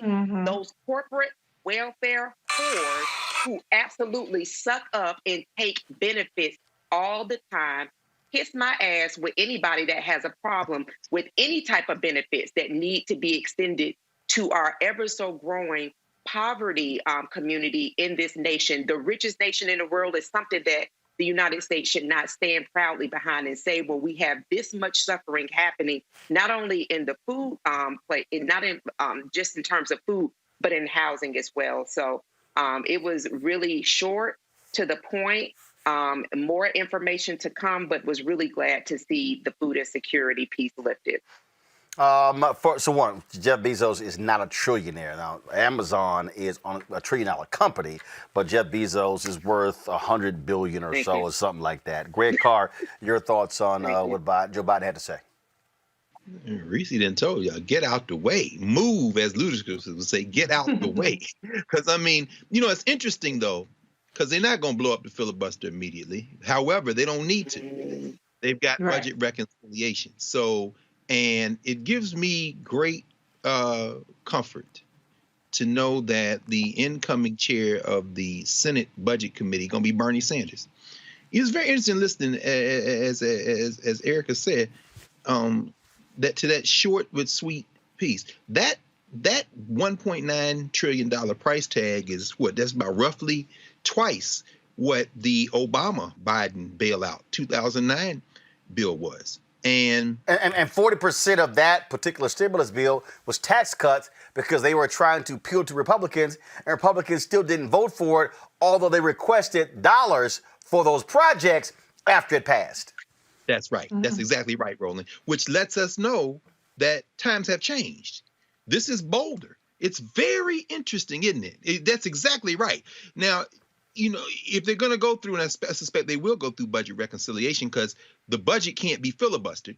That means, of course, that the House side and the Senate side will then have to go to each of the separate committees that have the responsibility for managing the mandatory spending, the entitlement spending, which is why, as you heard Erica say, SNAP, that's very important. Medicare, Medicaid, Social Security benefits, the unemployment, make them come back to you.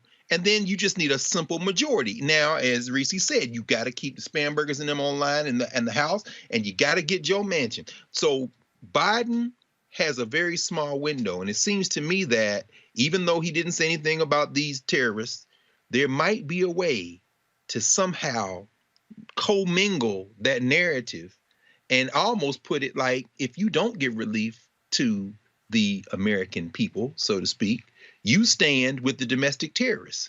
Because guess what? Since you claim that one of the reasons they were down here is because they felt like their government wasn't helping them, then you can pull maybe a FDR move and say, well, since these are your people, I'm sure you're going to make sure they can eat, right? I'm sure you're going to make sure they can stay in their apartment, right? You wouldn't do that, right? Since you want us to defend them, right? So if Joe wants to play that kind of heel move, go right ahead, brother. I'm sure the vice president won't stand in your way. But that was a pretty clear declarative statement this morning, this evening. Had a little bit echoes of FDR in it. Let's see how far Joe can get with it.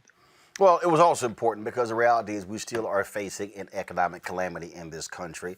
And then but that point about the food insecurity was also important because the Donald Trump and his imps, what they have done is pretty blown folks off. They have destroyed the USDA when it came to how they were treating it. And the cost, the literal cost to feed Americans is extremely low. And I'm talking about the amount of fraud in the USDA is so small, but since Ronald Reagan, they made a big deal out of all these people stealing money from, no, y'all, it's all BS. Trust me. If you want to talk about where the most money is being wasted between not the USDA, go to the Pentagon.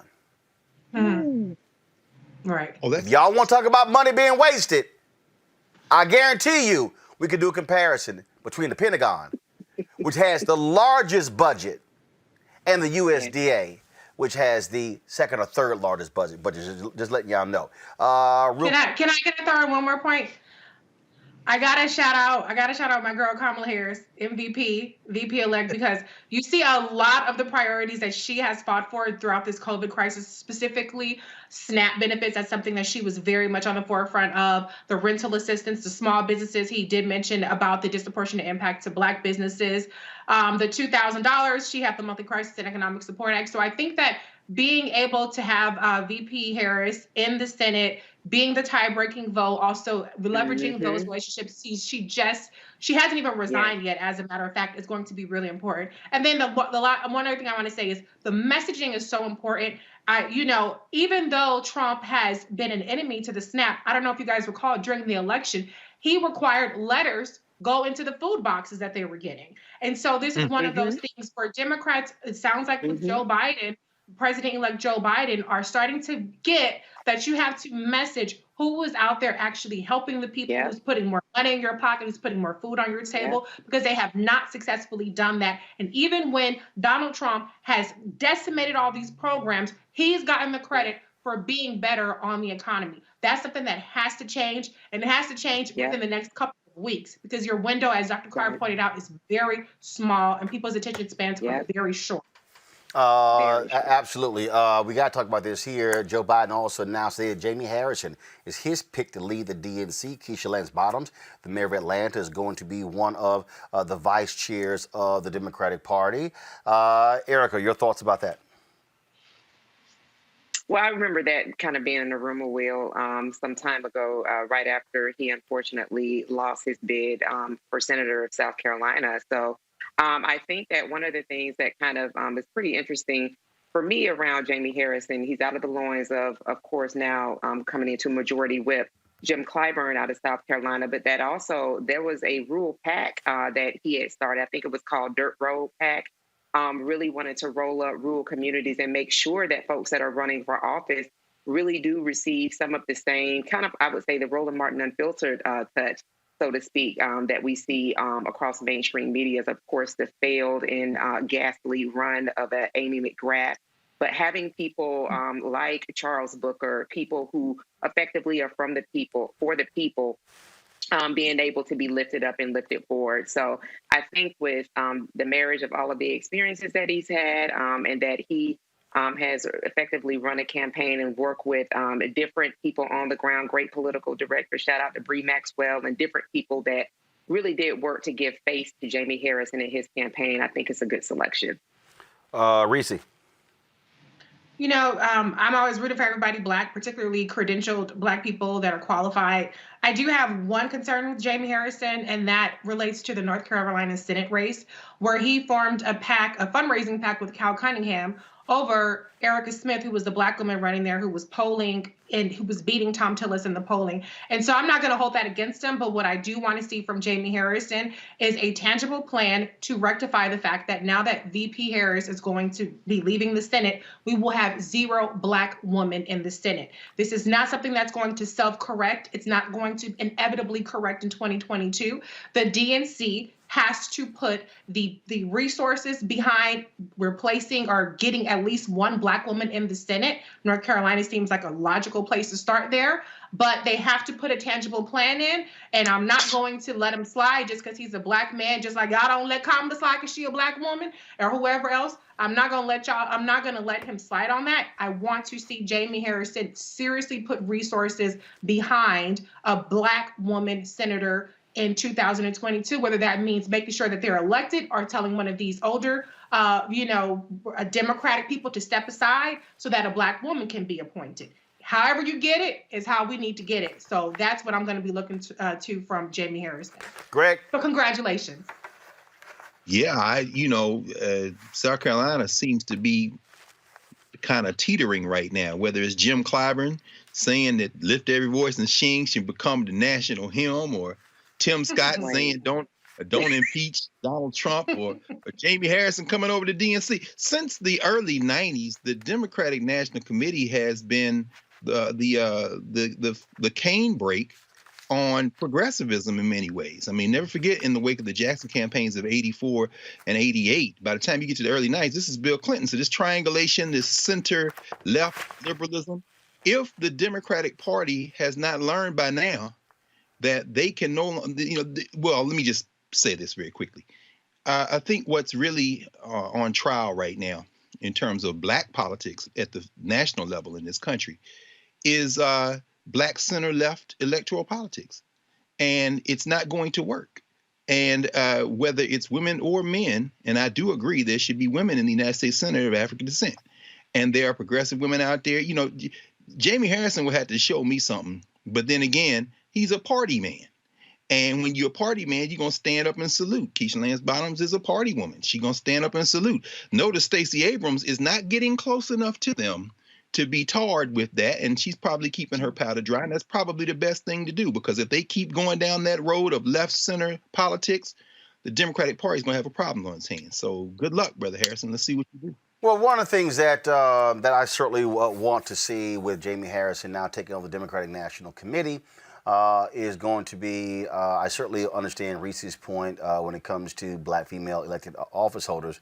But Jamie Harrison has to make it clear to Democrats, y'all better have a very clearly defined black male outreach program.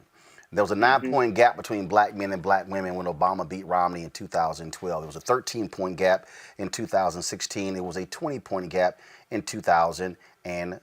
Even though black men were the second highest group behind black women who voted for Joe Biden and Kamala Harris, that is important because that's a trend, 9, 13, 20, which means that it could be 24, 25 in the next election, which means that you have a problem.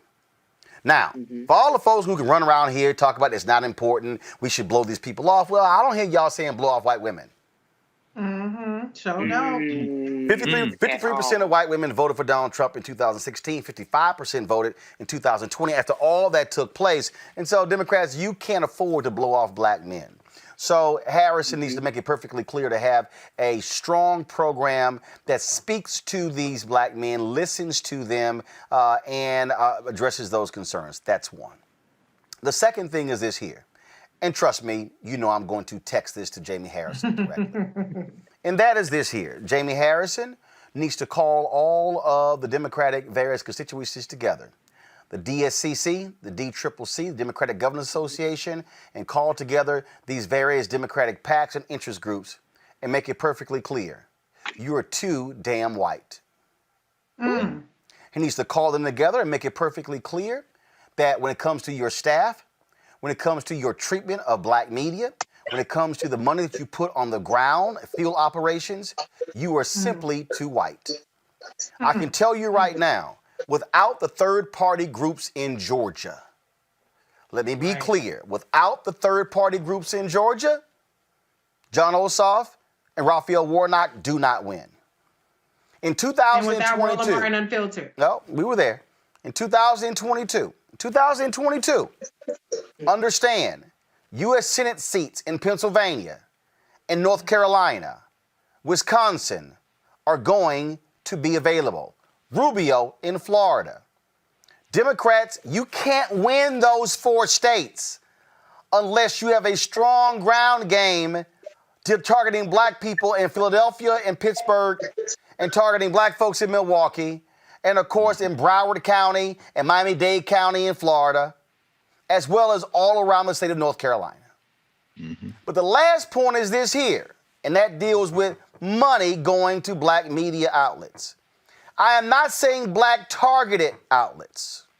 I'm not saying like when the Biden campaign had Complex and iHeartRadio on their list in terms of targeting African Americans. Let me be clear. I understand black outreach. I understand reaching black audiences. But the reason black media cannot grow and build capacity is because we don't actually get those dollars. And see, and let me be real clear. Because did we receive Biden campaign money? Yes. Did we receive DSCC money? Yes. But was it enough? The answer is no. And we delivered. And we know those who did not deliver. So let me be clear. We're not going to be talking about waiting until 2022 to answer those questions. No. There has to be a reckoning inside the Democratic Party. Because if you do not put the money on the ground where the people are, You need to stop listening to those white media consultants who get paid by media buys and understand you should be expanding your majority. And also remember, it is historic that the party in the White House loses seats in the midterms. President-elect Joe Biden, Vice President-elect Kamala Harris do not do what President Obama and Vice President Biden did in 2010. Come on, brother. Because one of the reasons why you have a conservative Supreme Court with a 6-3 majority is because Obama and Biden did not lock and load and turn their people out in the 2010 midterms. Yep. The reason Republicans solidified their control over state legislatures, the reason they controlled 31 governor's mansions dates back to the 2010 midterms. Yep. So, Jamie Harrison, you have your work cut out for you. Trust me, if the party doesn't listen, hire, and spend on black people, you are not going to have a Democratic majority in the House and the Senate in January of 2023. Write this down, because if it happens, don't say no one said it. All right, folks, that is it for us. Let me do this here. I got to read this here. Zoom in on this photo here. This smooth dressing alpha here sent me this here. Join our Bring the Funk fan club. Specifically said, read this on Thursday. This is from Carl E. Jordan II. I really enjoy your show. I work at night, so I watch and listen to the replay while I'm driving. However, on some Thursdays, I wake up to watch you live so I can comment to you and my favorite panel, Dr. Carr, Reese, and Erica. All I can say is wow. You all are always on point, and you all compliment each other well. I love all of your attitudes and knowledge. As I used to tell some of my Marines, I'll go to war and to battle with you all in a heartbeat, especially you, Miss Brass Knuckles Reese. LOL. So call me up when he says. So call me up when the mess hit the fan.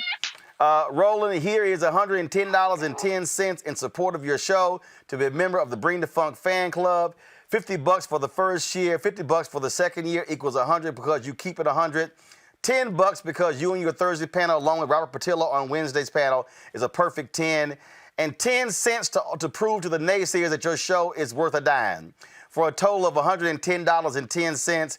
Dr. Carr, please keep telling people to put money on this show. Roland, I hope to see you the next time you come to Georgia. Happy Founders Day to Alpha Phi Alpha. Now, he's not an alpha, but he damn sure dressed one. He said, I'm not an alpha. However, here's a picture of me honoring Dr. Martin Luther King Jr. and my little brother and a couple of my friends who are alphas when I had to preach last year on your Founders Day. Oh, Lord, you can give this picture to my fly girl, Erica, and tell her this Marine wants to eat her fried salad. That is funny. God's blessing for your success. Minister Carl E. Jordan II. Y'all remember when Erica, when she left, y'all remember when we had Will Downing and Erica was talking about cooking salad. We ain't gonna never live that one down. I cannot live it down. People tweet at me like, Erica, this is cause for celebration with Georgia with it. I'm doing a fried salad. I'm so mad at you, Roland. So, but salad is a great dish. Yeah, go ahead, zoom in, Henry. So Minister Carl E. Jordan II would like for me to send this to Erica, and on the back of the photo is his name, email, and his number. Hey, hold on. Let me cover this up. I'm not gonna put his email and phone number out there for public consumption. God. But you think I'm lying. Hold on. Let me do this here. Hold on now. Go ahead. No! Okay. Everybody. Go ahead. All I'm saying. God bless. Good night. Shoot your shot, real. Hey, go ahead. Look at clean. He ain't alpha, but he dressed like an alpha. Oh, suck it. I I'm gonna drop this in the mail for you, Erica. Really, Roland? Y'all, I don't have time today. I've got to do a radio interview on KJLA, but I'm gonna do this real quick. I just want y'all to know, man, a ton of y'all sent in money orders and checks and everything over the last 5 weeks I was in Georgia. This literally are the letters and cards that people sent in. And so I'm going to read a few each day. I can't literally, as that many, y'all, I can't go through all of them. Delbert says, thank you for what you're doing. Keep up the good fight. Bless you and your staff. Please accept this small amount to assist your cause. Again, y'all, we got just tons of stuff, cards from people. I mean, you name it. Folks who appreciate this show. There were people who in Georgia who were mad, saying, why didn't we have any gear to sell? They saw me and Anthony in our hat and our hoodies and our shirt. They were saying all that sort of stuff. And so if y'all want to support us and join our Bring the Funk fan club, again, what we are putting together, y'all, is something that you're not seeing anywhere else. We are committed to covering our issues. We are going to be broadcasting live on Wednesday, our inauguration coverage. You can bank on that. On the night that Joe Biden speaks to a joint session of Congress, I expect to be one of those TV anchors they normally meet with before for the luncheon that day. White House staff, I'm just letting y'all know, even Trump invited me to the first two. And so I expect to be at that one, but we'll be live that night with our coverage of his speech as well, providing you black analysis of that particular speech. Folks, we're going to be doing more of this. Next month, you're going to see me in St. Louis. I'm going to be doing a town hall there. Tashara Jones is running for mayor of St. Louis. There are 2 or 3 other African Americans who are running, and so we're going to be covering stuff there as well. That's in February, and so we're all on top of this. And so y'all can support us. Y'all, it's more than almost 10,000 of y'all are watching us live on YouTube, more than 2,000 on Facebook. Right now, it's 8,000 of y'all watching on YouTube. If every person on Facebook right now joins our Cash App, PayPal, Venmo, or Zelle, we could easily meet half of our goal for 2021. So let me just put this out here. My target goal is for us to raise $1 million from the people who watch this show. If 20,000 of our followers contribute an average of $50 each, that's $1 million. That funds what we're able to do. That means that we don't have to depend upon corporate advertising. We appreciate our partners, but what it does is it positions us to be able to hire staff, to hire more staff. I told you it's going to cost us, it's going to cost us $145,000, actually $153,700. The check went out 2 days ago. We're having our Apple TV app, our Roku app, our app for Xbox, for Twitch, for Samsung TV, and for, I think I mentioned all of them. That's being built as well. So that way, our 24-hour live streaming channel, we're going to have that as well. So it won't be just you watch us for these 2 hours. We're going to be streaming, and it's going to be an ad-supported network that we're building as well. And so I'll have more to announce about that a little bit later. We want y'all to support us. Cash App is $RM Unfiltered. PayPal is paypal.me/R Martin Unfiltered. Venmo.com/RM Unfiltered. Zelle is Roland at RolandSMartin.com. Everybody who gives $50 or more gets a personal shout out from me on the show. And so that's what we got going on. So we certainly appreciate it. And Eric, I'm going to be sure and drop this in the mail from Minister Carl E. Jordan. To the back, to Erica. Nice little red heart. Roland. Hold on. Henry, do this here. I want you to zoom in, Henry, and I want you to give me Henry, I want you to zoom in and give me a 2-box. I need a 2-box. I need you to Henry, give me a 2-box. I need a 2-box of come on, I need a 2-box. Come on, Bro, it's so messy. What? I'm just saying. I feel like I'm Chuck Woolery. I feel I'm about to say 2 and 2. No, but we appreciate the support of RMU. Go ahead. Oh, booyah! Oh! Oh, hell to the yeah!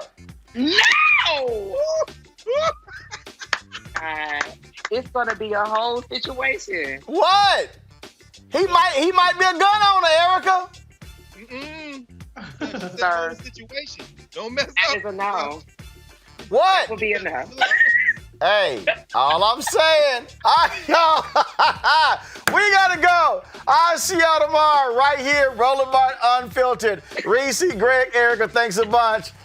Yeah, and I forgot who gave me this damn Donald shirt, but I appreciate you giving it to me. It was an appropriate day to wear. I got to go. Holla!